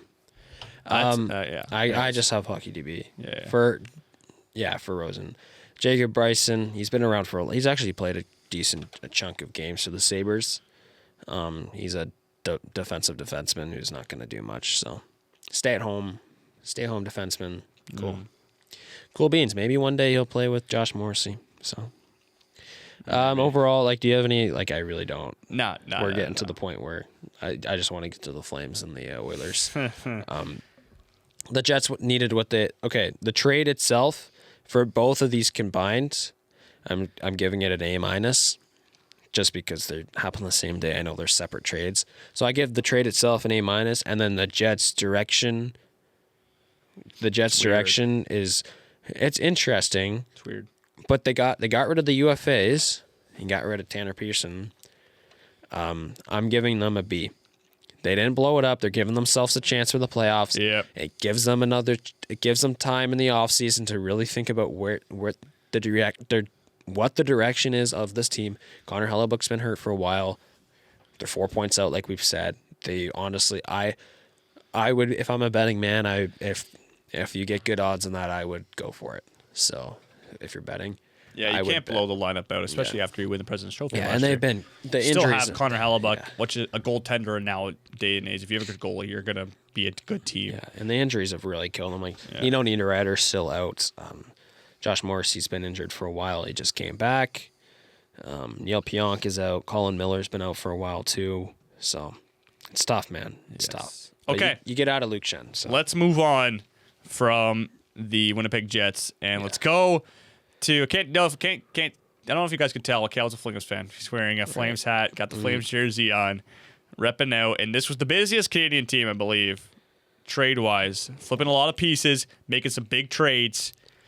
And the Calgary Flames start off the deadline with, I'd say, the biggest potential. Was this the biggest trade to happen? This deadline? The Uyghur trade? Yes. I don't know if it's tough because I think there wasn't many crazy trades. So like you didn't get a first round pick out of it, so I don't know how much you can take into account in that. Yeah, John Carlson was a big one. True. And then you look at the two Blues guys, Shen and Falk, but right now I don't know. My brain's cooked right now, so I don't know exactly what they got in return. I'm trying to think of who else. Well, I mean, Kadri. I think the Kadri trade is bigger than the Uyghur Hey, they trade. made that one too, so we'll get to that one. I think Kadri's bigger. Okay. So Mackenzie Weegar traded to the Utah Mammoth for Ole Mata, yep. Jonathan Castagna, 2026 second rounder, 2026 second rounder, and 2026 second rounder. 3 of them this year in the draft. Caleb, I'll say my opinion first because obviously you're the Flames expert. But 3 second round picks. Obviously, going into this, we know the luxury of a right-handed shot defenseman, and we knew Weegar was top of the food chain for that category. Yep. And you get Castagna, a second or third round draft talent.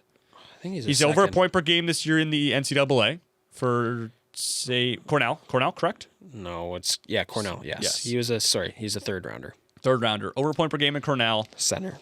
A center. I believe getting a lot of minutes over there too, obviously. Probably, But 3 second round picks too. That's a good amount of draft capital. And what is that? 6 picks in the first 50 draft picks this year in the draft. Is that true? Oh, it's I think you high. have 4. You have They got 4 the second most. rounders and 2 firsts. Yeah, they got the most. They've got an unbelievable. I don't have it pulled up right now, but they've got a gazillion picks right now. Yeah. They've got a great. They've been great in the draft, so I'm excited what they'll do. I would honestly love. I'll throw it back to you in a second, but I'd love if they could use those picks and move up. Maybe get another first round pick out of it this year. But yeah, they got a gazillion picks, and right now my thing's not loading, so I don't know how many picks they have. That's okay. That's okay. Doesn't matter. Yeah, it doesn't matter. Weegar, how are you happy with the return you get there? Yes. Oh yeah. For sure. Dude, the contract on Uyghur is just. It's a great contract. You think?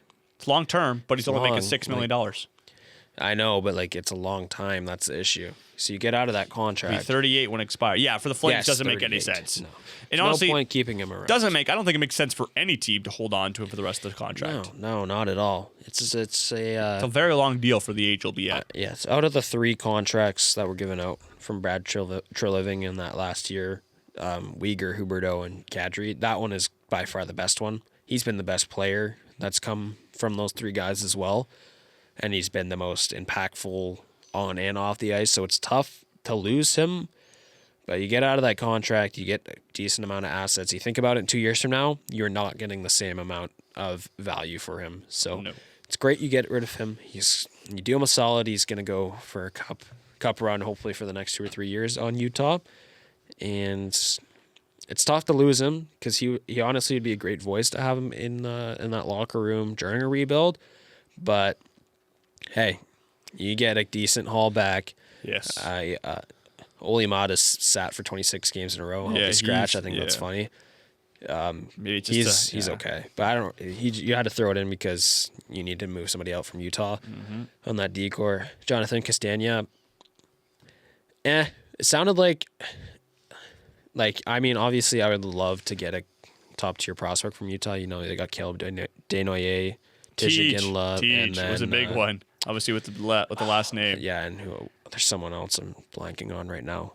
There's 3 of them, but Isn't like Dmitry Simashov? oh yes. So you get Jonathan Castagna. It sounded like that they weren't going to sign him. It sounded like Utah was going to let him go. So sounds like he's going to sign to the Flames when his season's done. So he's probably happy, and I think it sounds like he's never going to be a top 6 NHL player. That's from what I understand from Scott Wheeler, our boy.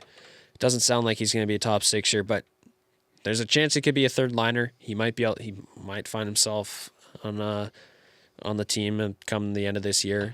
Be a decent AHL guy if not. I don't mind him, but it's the picks for me that really set this over. Picks I'd nice. love a first, but I mean that's practically that's definitely the equivalent of a first round pick. 3 seconds. 3 seconds. It'd be interesting. You guys have a boatload of second round picks so you could definitely flip these for sure.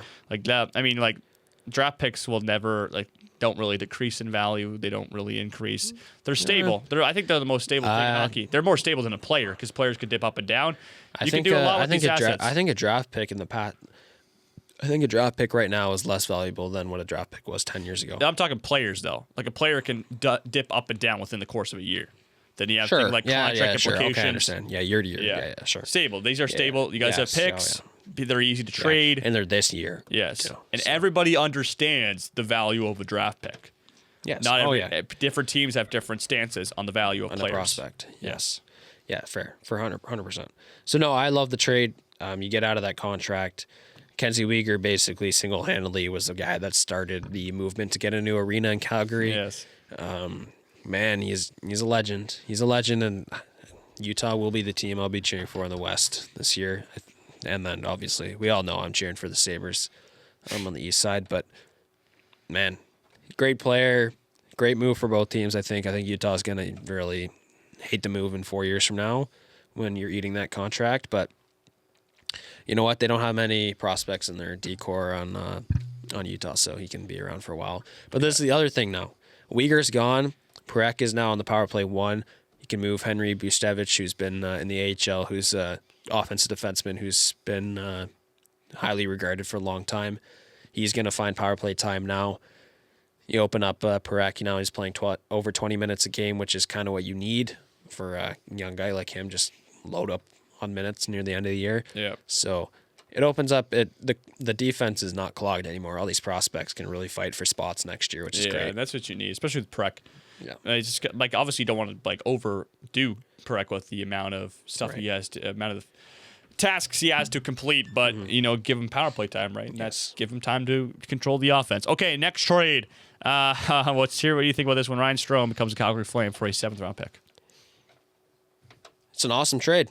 Oh, I just screwed up the camera. It's an awesome trade. 7th round pick for Ryan Strome. You got him for another year. Why? Why? Well, obviously Kadri's gone. Yeah. Who cares? You don't have honestly right this second in the Flames organization from right now to the next trade deadline. You don't have many guys that are going to be going for a center position, playing center in the next year. So you do this trade, you eat the $5 million. Guess what, dude? He scored in his first game. He scores 20 goals from now until next year. Yeah, that is a 3rd round pick in this market right now.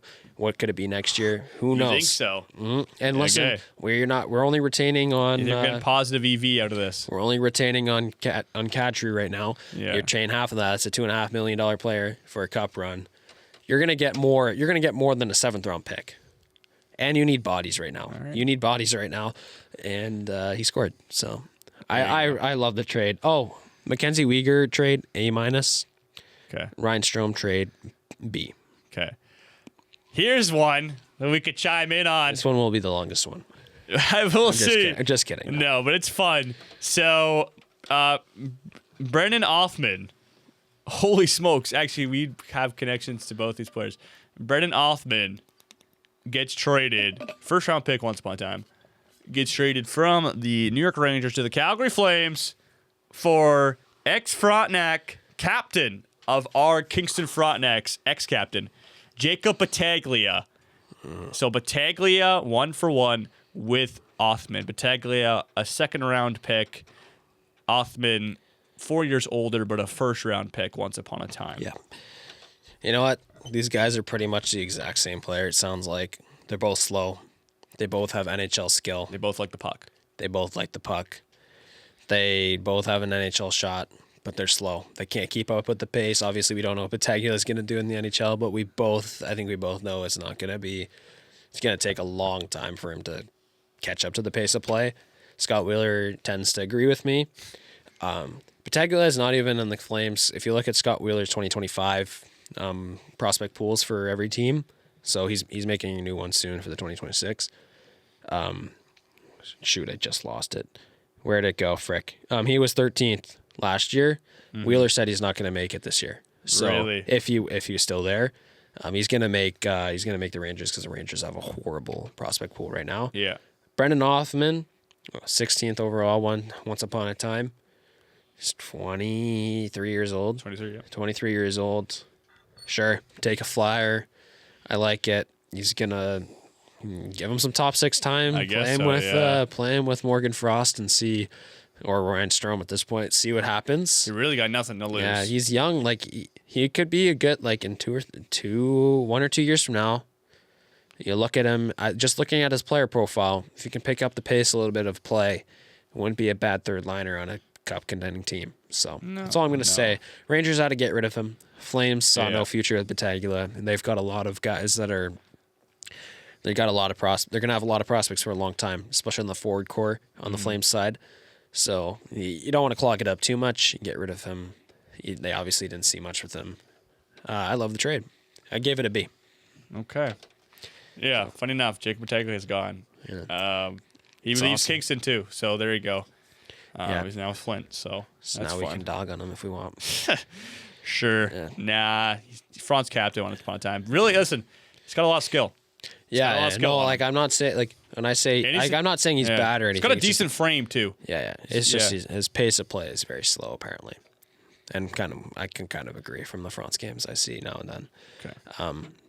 I think it's a good trade for both teams. Take flyers on both teams.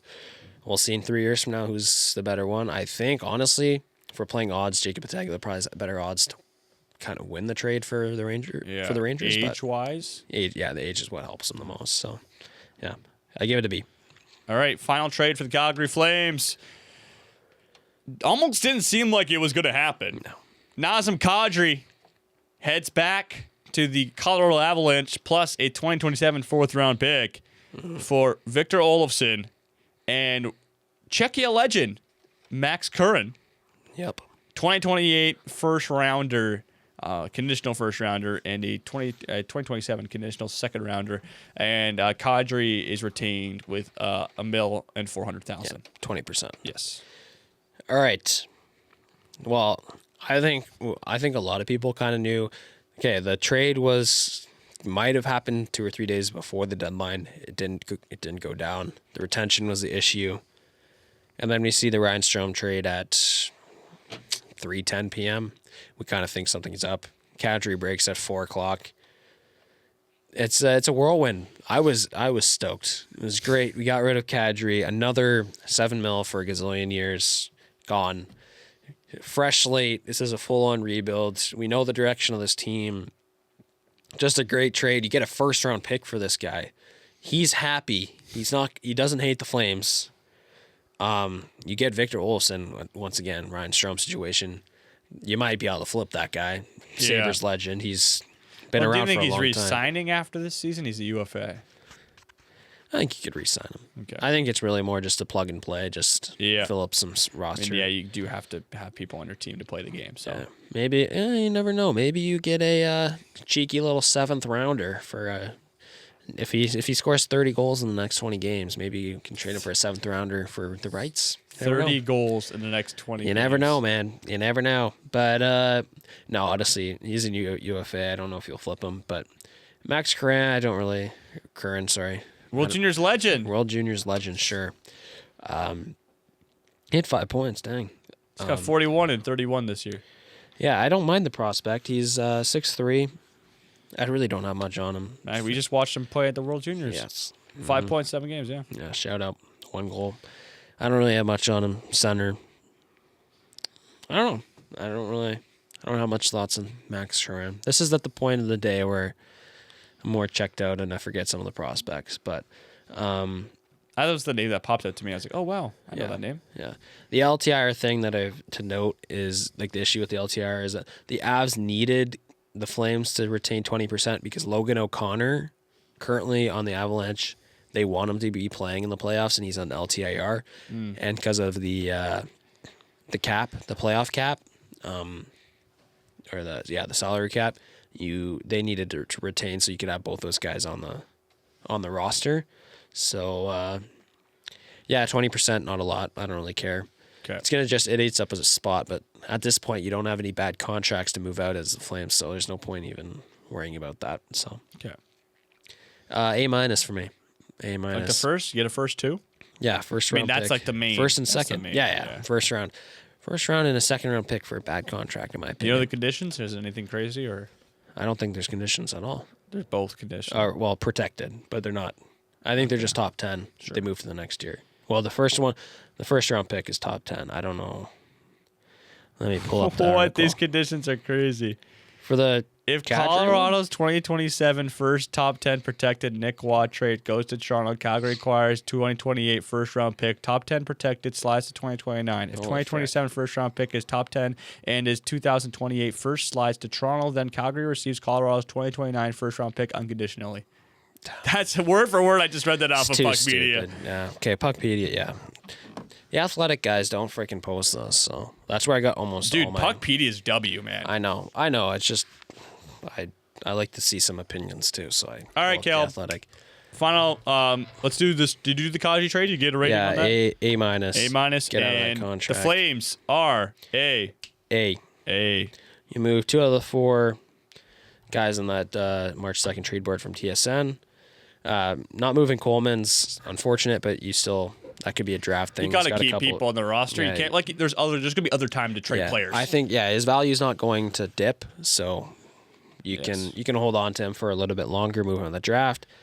White Cloud, I think, they clearly value White Cloud a lot in the locker room and on the ice.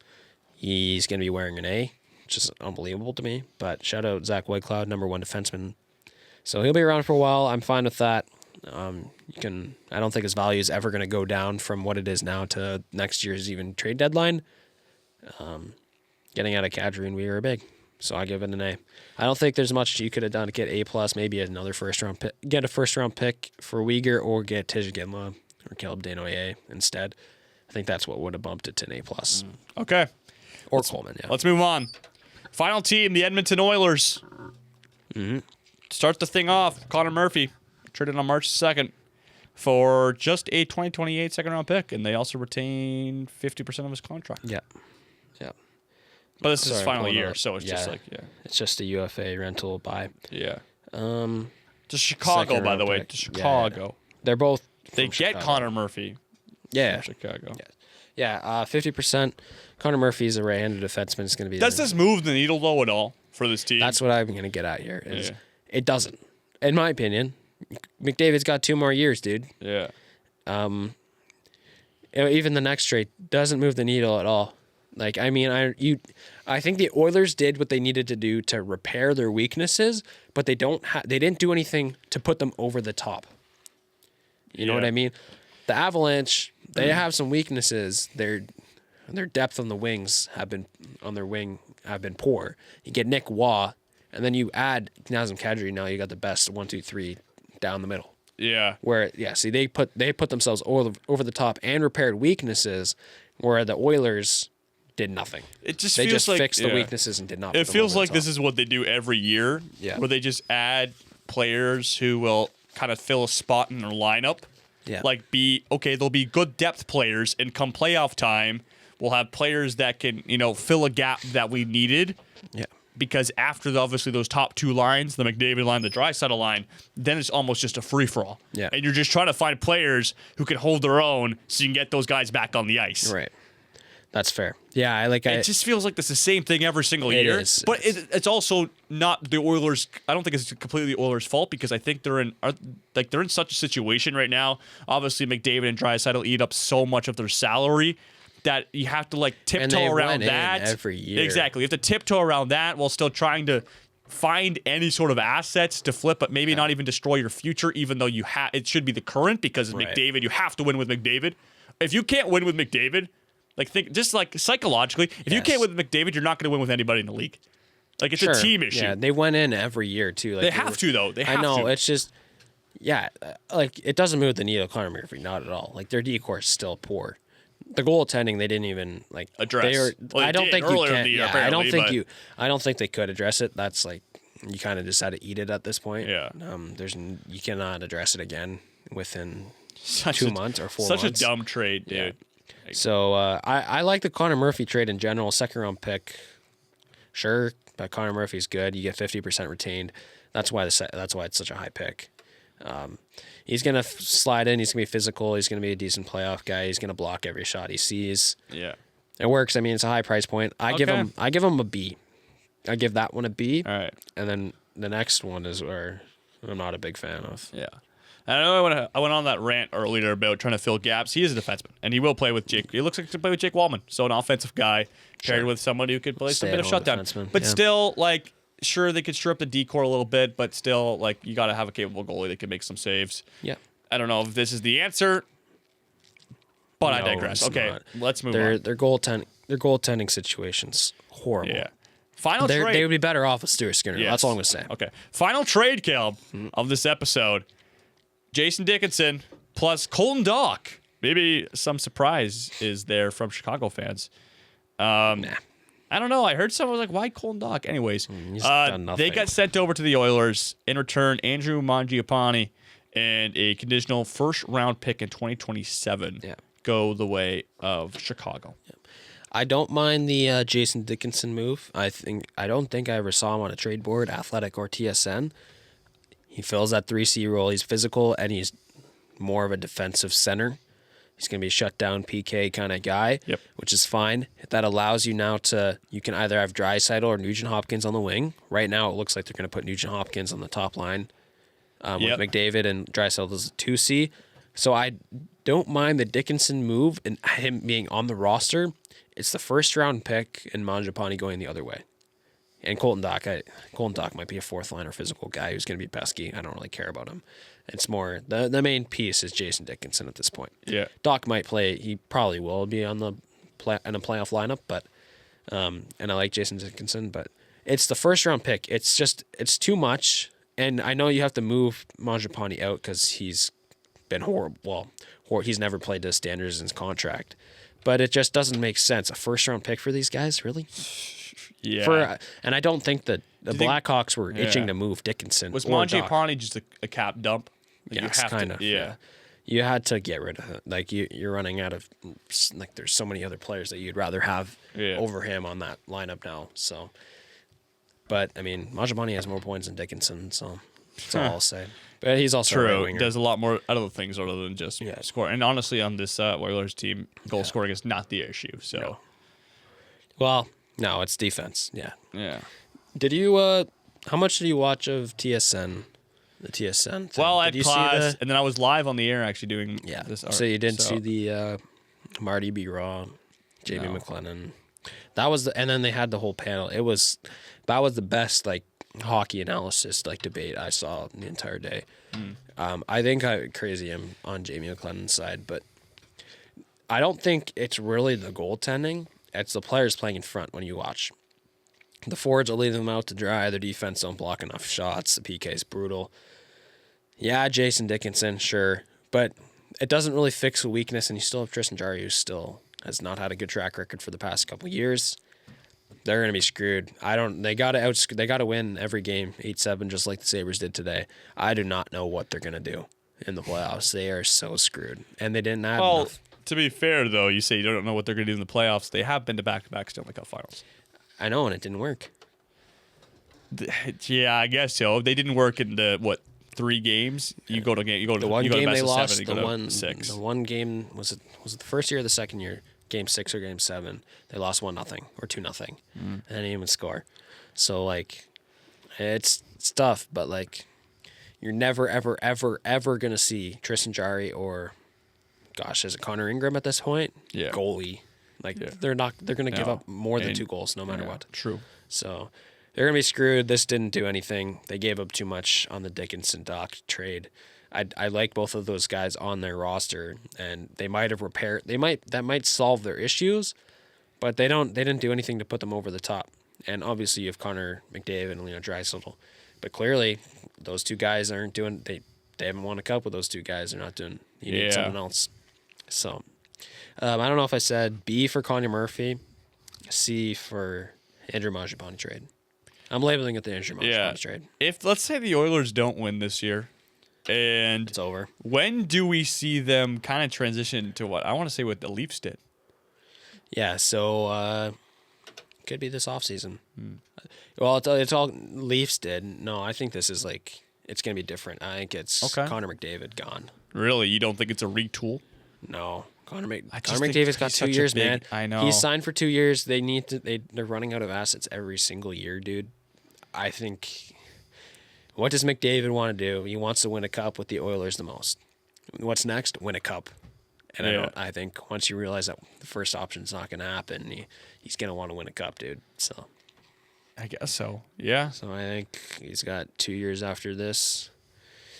Trade him away still has doesn't work. still has mega value. I think if it doesn't work this year, if it doesn't work next year, maybe you have one last shot. After that, he's got to go. But just think, if you're also on it's never ever going to happen. But if you're on the Oilers side, think about the haul you could get for Connor McDavid. He has to be on board. But if you say, because honestly at this point it looks like it's not gonna happen with Connor McDavid and the Oilers. If they realize it's not gonna work, you talk to Connor McDavid, you keep it tight, and you say you pick your team, you're gonna get a haul. It doesn't matter. It doesn't matter. So I don't know. I just think it's I understand it's been so many years and it hasn't worked, and that's frustrating. But this is a once in a lifetime opportunity to have a player like Connor McDavid, and I understand. So listen, Gretzky got traded.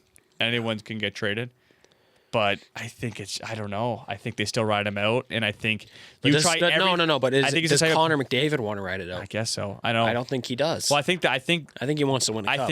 I agree. But it's a shorter term contract. It's not like he's here for the end of his So career. you would be fine for him walking. It's hard to walk, but it's just a hard line to walk. That's crazy. It's a hard line to walk. You think you just want the Oilers to just let him walk. As I mentioned, if you trade away Connor McDavid, yes, you're going to get assets. But if you can't win with Connor McDavid, I'm sorry. I don't care what you get. It's not. I don't think it's one player's fault. It's not his fault. Yeah. If you can't build around the best player on the planet and find a way to win, you're not going to win a cup no matter who you have on your team. Yeah. And I feel like, as I mentioned, a once-in-a-life opportunity to have a player like Connor McDavid, you try every single possibility you can to get him the options he wants, which they have, and it's still not working. Yeah, that's why I think that's done. I just think it's just like a mindset thing. It's so hard to let go of an asset that valuable because that is the asset. What do you do? Connor McDavid is the asset. Okay, asset of the then whole is the entire thing, NHL. Then is it this? Is it Leon Draisaitl? You're out the door. We got to find 2 elite players and not one superstar. I mean, I think that might be a better option. If you want to work it out with McDavid, that's probably the option. Is you got to find 2 elite. Draisaitl can easily pool 2 first liners. Yeah, 2 first line wingers, and then even more probably. He's got not a terrible contract either. So and any team will gladly take Leon Draisaitl. So, and he's never been a leader either. So no, I think that'd be interesting. Him leading a team too. Yeah, because you're they've never had an elite defender. They've never. And I know, no. He's in Norris conversation this year. No, he's not. He is. I can give you 5 that are better than him. I've heard from some trusted sources that people are buzzing around him right now. I know you're just an Evan Bouchard hater, and listen, no, I'm not saying I'm not a massive fan, but I'm not a hater, obviously. So, again, it's gonna be Cale Makar, Zach Werenski, but Quinn Hughes, Rasmus Dahlin. take your pick. Adam Fox has been decent on the Rangers. Man, I think. Darren Radish, Victor Hedman. I mean, you can't say Darren Radish and not say Evan Bouchard. Yes, you can. How many points did Darren Radish have? Because they're both offensive defensemen. Darren Radish, I bet you Darren Radish has more points this year. I beg to differ. Okay.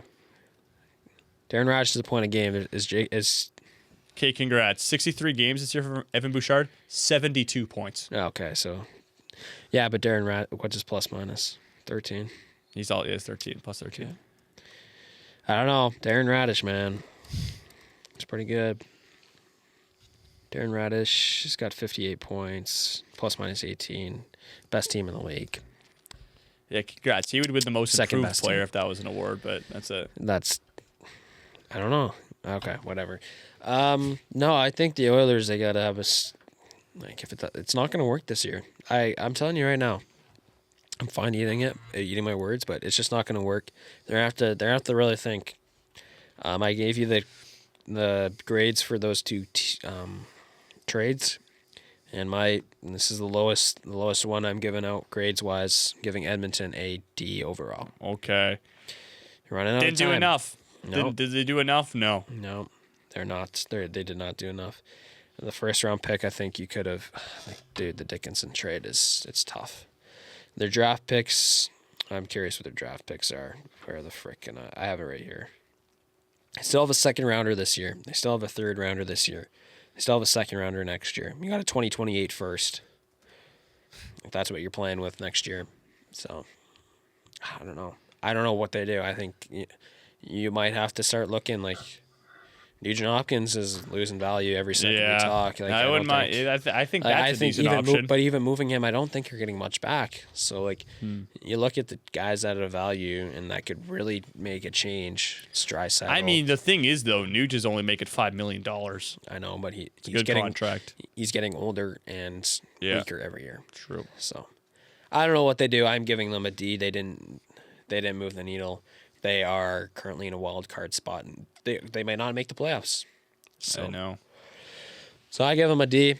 Overall, I want to hear your winner and loser first. Everyone kind of knows my winner and loser because I said. Yeah. But what's your winner? I think I'm going to agree with you. I guess I'd go with Calgary Flames as the winner. I'm not saying they're the winner. Okay, well, I'm going to go with the Calgary Flames. Okay. I think they handled their business. Yep. They did exactly what they needed to do. They got rid of their major assets in Uyghur and Nazem Kadri. Mm-hmm. Got good returns. Yep. Future's bright. Tons of assets. Tons of potential. I like what they did. Yep. My winner's the Montreal Canadiens. The only team that did nothing. I'm sorry. They did everything right. Okay. Can I give you a condition here? Just listen. I get. Do not give the TV analogy again. No. All I'm saying is, just give me a team that made a trade. The Anaheim Ducks. No.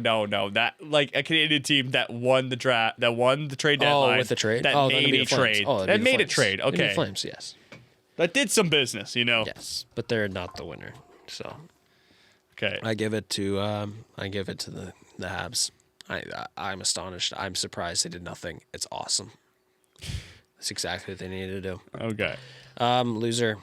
Are you saying Edmonton? Or are you gonna go with Edmonton? Yes. Okay, I'll let you go with Edmonton. I will go with. I think the Leafs are the next one. Yeah, but it's probably the Edmonton Oilers. Yeah, I think I agree with you. It's Yeah. fine. I'll put Oilers for both of us on the graphic. Yes. If I do that. So there you have it. Winners of this year, the Flames and the Habs. Loser is the Oilers. Or hold up, sleeper pick. For loser? Sleeper Ottawa? pick winner. Oh, winner. I don't know. Winnipeg Jets. Yeah, or Canucks. Like, I think this is a very unique, and it's really, in hindsight, I mean, no team added anything big. They just got rid of everybody except the Oilers at this point. Like, every team did a good job at selling, I think, except maybe the Leafs screwed up the Lawton and the McMahon, but they got a great Nick Waugh trade. Man, I think a lot of these teams, just when it comes down to trades and direction, they're going the wrong way. Yeah. So, I mean, we're already 2 hours in, we're not doing the Sens debate, but we all know that the Sens are going the wrong direction here. And then... I don't know if we all know that, but... Yeah, 99.99% of people know, so... No, our viewers are pretty sophisticated, so I hope they, I'd hope they have some all right opinions. Listen, but you just don't have enough. This guy also said Evan Bouchard's a terrible defenseman. So, Well, he is. So no bias in this at all. But, like, I'm just saying, like, the Sens don't have a superstar caliber player. Yes, we do. You have Jake Sanderson, and then you have Tim Stützle, who's a 1C. Yes. And then you have Brady Tkachuk, who, honestly... They're both they're both all-star supers. They did nothing in the playoffs. Dude, that was their first time getting to the playoffs, Doesn't matter how, like, they've been chugging along for... They're 23 how long has years Stützle old. been on the team? They're 23 years old, Doesn't bro. matter. They're in their prime. Oh, my God, man. You don't they have joined enough. this team at the worst time possible.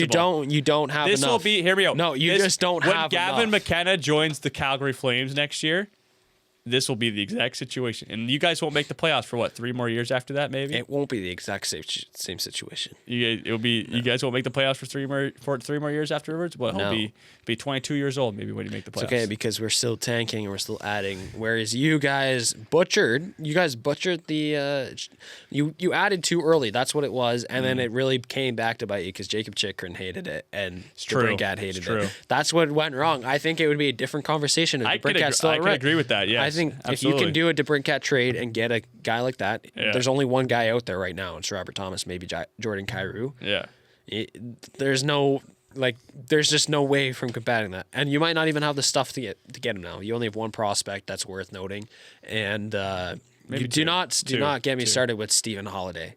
No, I'm talking about Logan Hensler. Okay, sure, Yeah. sure, whatever. Logan Hensler might be. Is this crazy to say Logan Hensler might have a better pedigree in 4 years from now than Carter Yakimchuk? Pedigree, what do you mean by that? I think he'll be more effective in 4 years from now than Carter Yakimchuk. I think Yakupchuk's On the Sens team for sure. Yakupchuk upside is definitely bigger. Yeah, But- but on the Sens, you don't need Yakimchuk around when you have Sanderson already, and then It's not true. yes, I don't. Anyways, you just don't have the stars, and it's pretty clear. I can agree with the fact that they tried to buy in too early with the Chikrin and DeBrincat. I think that's a great point, actually. Yes. And I know, like, it's unfortunate. Like, even if they're still both on the team, I think Chikrin's different because I really don't think he was a superstar. DeBrincat is, and I mean, he's kind of flatlined now. He's kind of consistently what he is now. Yeah. If he's still around, maybe, but like, still, man, I don't know. What did you even give up for him? Like seventh overall. Who Yeah. did they get? Oh, they drafted Kevin Korchinski. No. That was Hawks. Oh yeah, Yeah, screw yeah, me. Oh, it's- I keep forgetting that you traded him from Yeah. Blackhawks, not Detroit. It doesn't. Oh, it was probably Korchinski. It could be worse. Yeah. Anyways, I think we have 2 very good players when you say we don't have high level talent. And like this, Jake Sanderson's one of them. Like, But, getting like, proven man, every single game. It's just because Sens are a small market, dude. Like no one watches the Sens that much. I do. Like, and your defense is poor. Look at the Panthers' defense the past 2 years. They got 6 killers back there. Yeah. You have Jake Sanderson and Thomas Schwab. Thomas Shabbat. Yeah. So And I'm surprised you didn't Zub. trade Nick Jensen. Zoop. Oh, dude, what value does Nick Jensen have? Nothing. Just get him off the. Would you rather Carter Yakimchuk than Nick Jensen? The thing about That's a good Carter question. Yakupchuk is he's still young. He's obviously putting up offense in the AHL, but his two-way game is very underdeveloped. Yeah, I don't think it's he's got completely this. opposite He's not got players. the speed of the game Yeah. right now. But next year, Like it might even be too early. But we'll see. Drake Batherson doesn't move the needle. Dylan Cousins, he's a great ad, but he's a 3C. Yeah, I don't know Shane about that Pinto one. has stretches. He's a great third liner. Brady Tkachuk, Dude, did you say Drake Batherson doesn't move the needle? yeah, he doesn't. He doesn't move the needle for me. He's not an all-star kind of caliber player. He was an All-Star 3 years ago in the NHL All-Star game. And you Perfect. just don't have like you even look at the Panthers, they have so much homegrown. Like Anton Lundell was their 3C Yes. and Shane Pinto, homegrown. but Lundell is Gregg, homegrown. Lundell is way different. I know I know what you're trying to do here, but Lundell is way better than those guys will ever be. I don't know about Shane Pinto. And then you have Shane these- Pinto was almost an Olympian this year. Bill Guerin said it himself. Did he actually? He did, yes. That's crazy. I just don't see it, man. I think you look at the Panthers and Lightning. You have these trades that come out of nowhere, and they're just great depth guys, and then they have homegrown talent that Didn't you say Didn't you just say you like Warren Fogle? Yeah, but that doesn't do anything. He should be a fourth liner. He's gonna be a third liner, probably. I know, and he should be a fourth liner. Like he probably will play the fourth line too. Maybe, yeah, but I don't know. He did actually play on the fourth line in the first game he played. That's awesome. You just look at the Panthers and you look at the Lightning who've won back-to-backs. The depth is unbelievable. Every guy's a pass. Yeah, You guys just don't have that. The Sens have a lot of passes. But like you look at like Greg, Nick Cousins. But are they Brady Tkachuk, obviously. On the defense as well? Tyler Clevin. I don't know. I don't know. And then it feels like their trades are great. The numbers don't lie either. Like the underlying numbers, they're very good. Yeah. They're the best defensive team in hockey. Yeah, whatever. The Sens? Yes. Wow, it's awesome. But I don't know. They don't have this. They don't have the top tier scoring. Scoring depth isn't there. So I think it is. I don't think it is. Why are they freaking in like 10th in the Eastern Conference then? Because it's the goaltending. That's a very obvious issue. And you can't say it's not because it is. Because the Panthers have had horrible goaltending the past 2 years. This is until Bobrovsky You've pops seen off. this. You've seen this stat line, man. No. Linus Ullmark is infamously, I think he's currently to this day right now, negative so then 34. Did you go in too early? What do you mean by that? With Ullmark? Did you extend his contract too early? No. Did you screw up by having him on the team even from the get-go, trading for him for Boston? No, I don't think so. Do you think you screwed up giving him the contract? I think he could play up to an $8 million goaltender. Is that what you gave him? $8 million, Holy yes. Jeez. I mean, he's a Vezina winner, no? Yeah, I know. Yeah, he is. Yes. I don't know. I don't see it the sense. He's very hit or miss, though. True. Yes. Very. I think it's unfortunate that you had an unbelievable draft with Stützle and Sanderson. You have a number one D. You have a number one D. But then you look at it's just like the Avalanche have a star. No disrespect to Stützle whatsoever. Yeah. But you look at the Avalanche, you look at the Panthers. Mm-hmm. The Lightning's a little different, but Stamkos was a little bit washed. Who was their number one C on Lightning back in the day? Wasn't it Kucherov? Was it Stamkos? Steven Stamkos? Probably was. You look at those teams; they have a top 5 center, and the Lightning top 5 player in the league. Yeah, and then you guys don't. So you're saying you need a top 5 player in the league in order to be a cup winner? That'd be a great, that would be a great analysis. I wonder what that would be like. What if you could do that? The St. Louis Blues, Vegas Golden Knights, Washington Capitals. Well, did the Knights not have Eichel back then? They would have. Did they? Yeah, he just came back from injury. Yeah, but was he really? He was not a top 5 player in the league close to that back then. Oh, he was injured, maybe. But then you have killers in the back end. You have Theodore. You have. Dude, I'm just I know, I'm being honest. They won the next year. It's a point a game. Every single 26 game, points in 22 games. You could say I'm pumping his tires, but I genuinely mean this every single game. Tim Stützle does something that just blows my mind. And I know you could listen. Just watch. The way Tim controls the puck, the way he skates, the way he can maneuver through defenders and create opportunities. That's great. It's insane. That's great, but that's one guy. It's true. But I think then you look at Nate McKinnon, yes, or Connor McDavid, or Leon. You're just naming the best players in the world. Yeah, but that's what every team. Alexander Barkov. Yes. Alexander Barkov can do all those things, and he's the best shutdown center in the world. Yes. All around, I know I would love. I need to see McKinnon's underlying defensive numbers, but I just don't see it. Tim's also good in his own end too. It's fair. Really? Yes. Okay. Yes. He's gotten very better, much better over the years at his defensive side. I just think you don't have the pieces.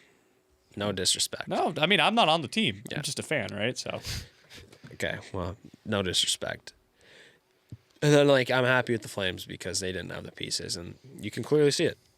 You thought three 30-year-olds replacing a 30-year-old and a 25-year-old unbelievable player. The draft has also been brutal for Ottawa. Second round pick, over the last 5 you 5 lost years. your pick. That's unfortunate. No, not even just that. You might get it back. Maybe, but just like the second round drafting, especially. Yeah. We will not have a guy in the last 5 years who we've drafted from the second round play an NHL game. Yeah, drafting kills you. Yeah. Just like the Panthers, you had Lundell. You have go down the list, man. Barkov, Ekblad. Like those are high picks. Yeah. Well, Ekblad was number 1. I don't know what Barkov and Lundell were. Those are high picks, and then you pick up killers on the waiver wire. Yeah. And Gustav Forsling was their best defenseman. True. And there's on the waiver. Also, listen. I know we got it wrapped. I know, true. My final conversation. I know you don't like this guy, but I gotta bring up. It's Brady Tkachuk. Okay, look, it's this. Brady Tkachuk is an all-star in the NHL. I know you don't like him. He's American. We're a Canadian hockey podcast.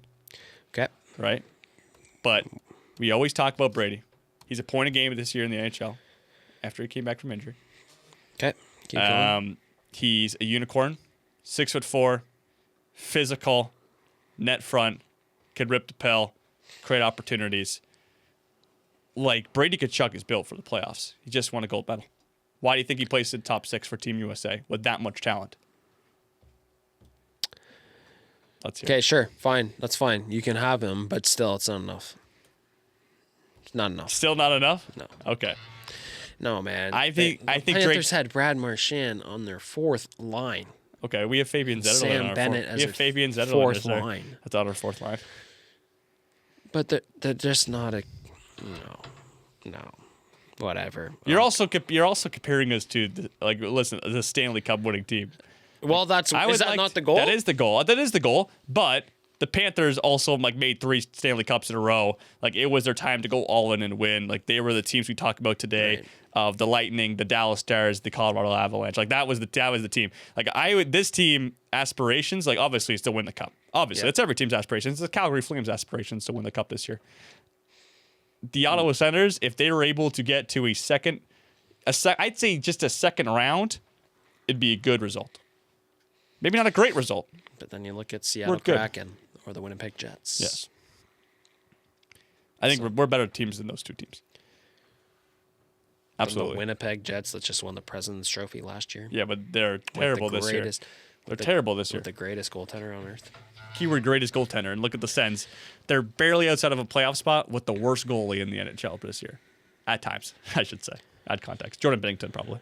So, okay, let's get this straight. Last question before we Sure, really, let's out. we got 10 minutes. You're not expecting cup. But is this? No. You're not expecting a cup this year. This roster's not good enough. Well, I think heading into the year, yes. Was this considered an all-in? You need to be pushing like your top 4 team in the Well, the team just made the playoffs last year, right? So how many years are you giving them? Next year? To go win a cup. I think this team, I'm just optimistic, but I think this team hasn't played up to their they've shown glimpses of their full potential, but they haven't been able to do it because the goaltending's been so terrible. Okay. They've been pissed. They just piss away points so often because Linus Ullmark many times this year. I give the Oilers game a perfect example. They play a great game against a great team. They're up 4-2. Yeah. Couple muffins, 4-4 overtime, and you're like any team's gonna lose to the Oilers in overtime. That's just what they do. Okay. They piss away points, and that's the thing. That's the thing that makes good teams great teams. Yeah. When you're able to close the door, the Sens are on paper, as I already mentioned, like they have the best expected goals against in the entire league by a decent margin too. Okay. But I just the don't goaltending see the depth is scoring. terrible. I don't see the depth scoring and the physicality and. I mean, I think the physicality is there. The Sens are okay. Fine. Yeah.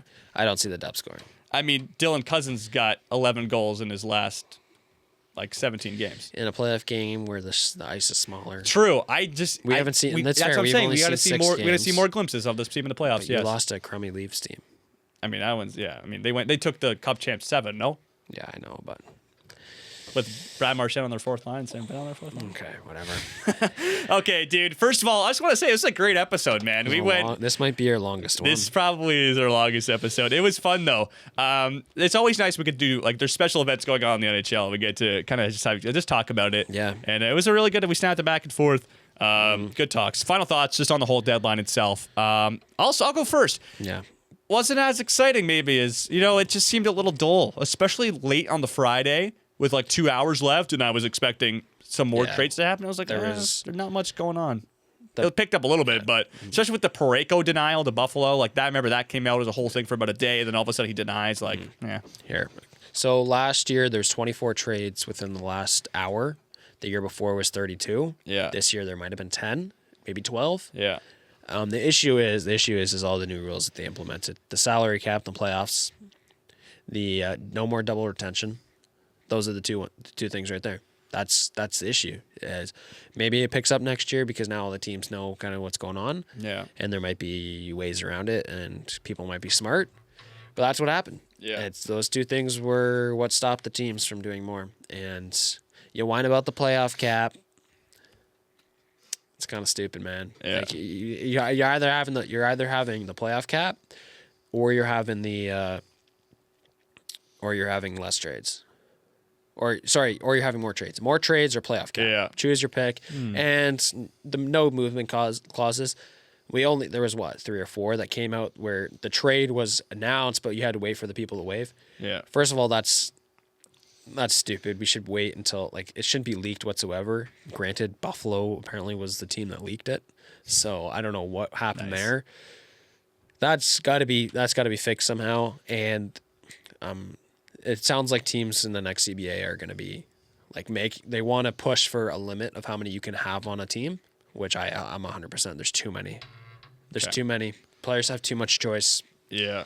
But they're leaving money off the table for it, and then teams still ask them to move. So it's ridiculous. The NHL in the trade pandemic, you look at the NBA, it's completely different because there's too many rules. And there's the cap is way lower. So there you have it. That's my thoughts. All right.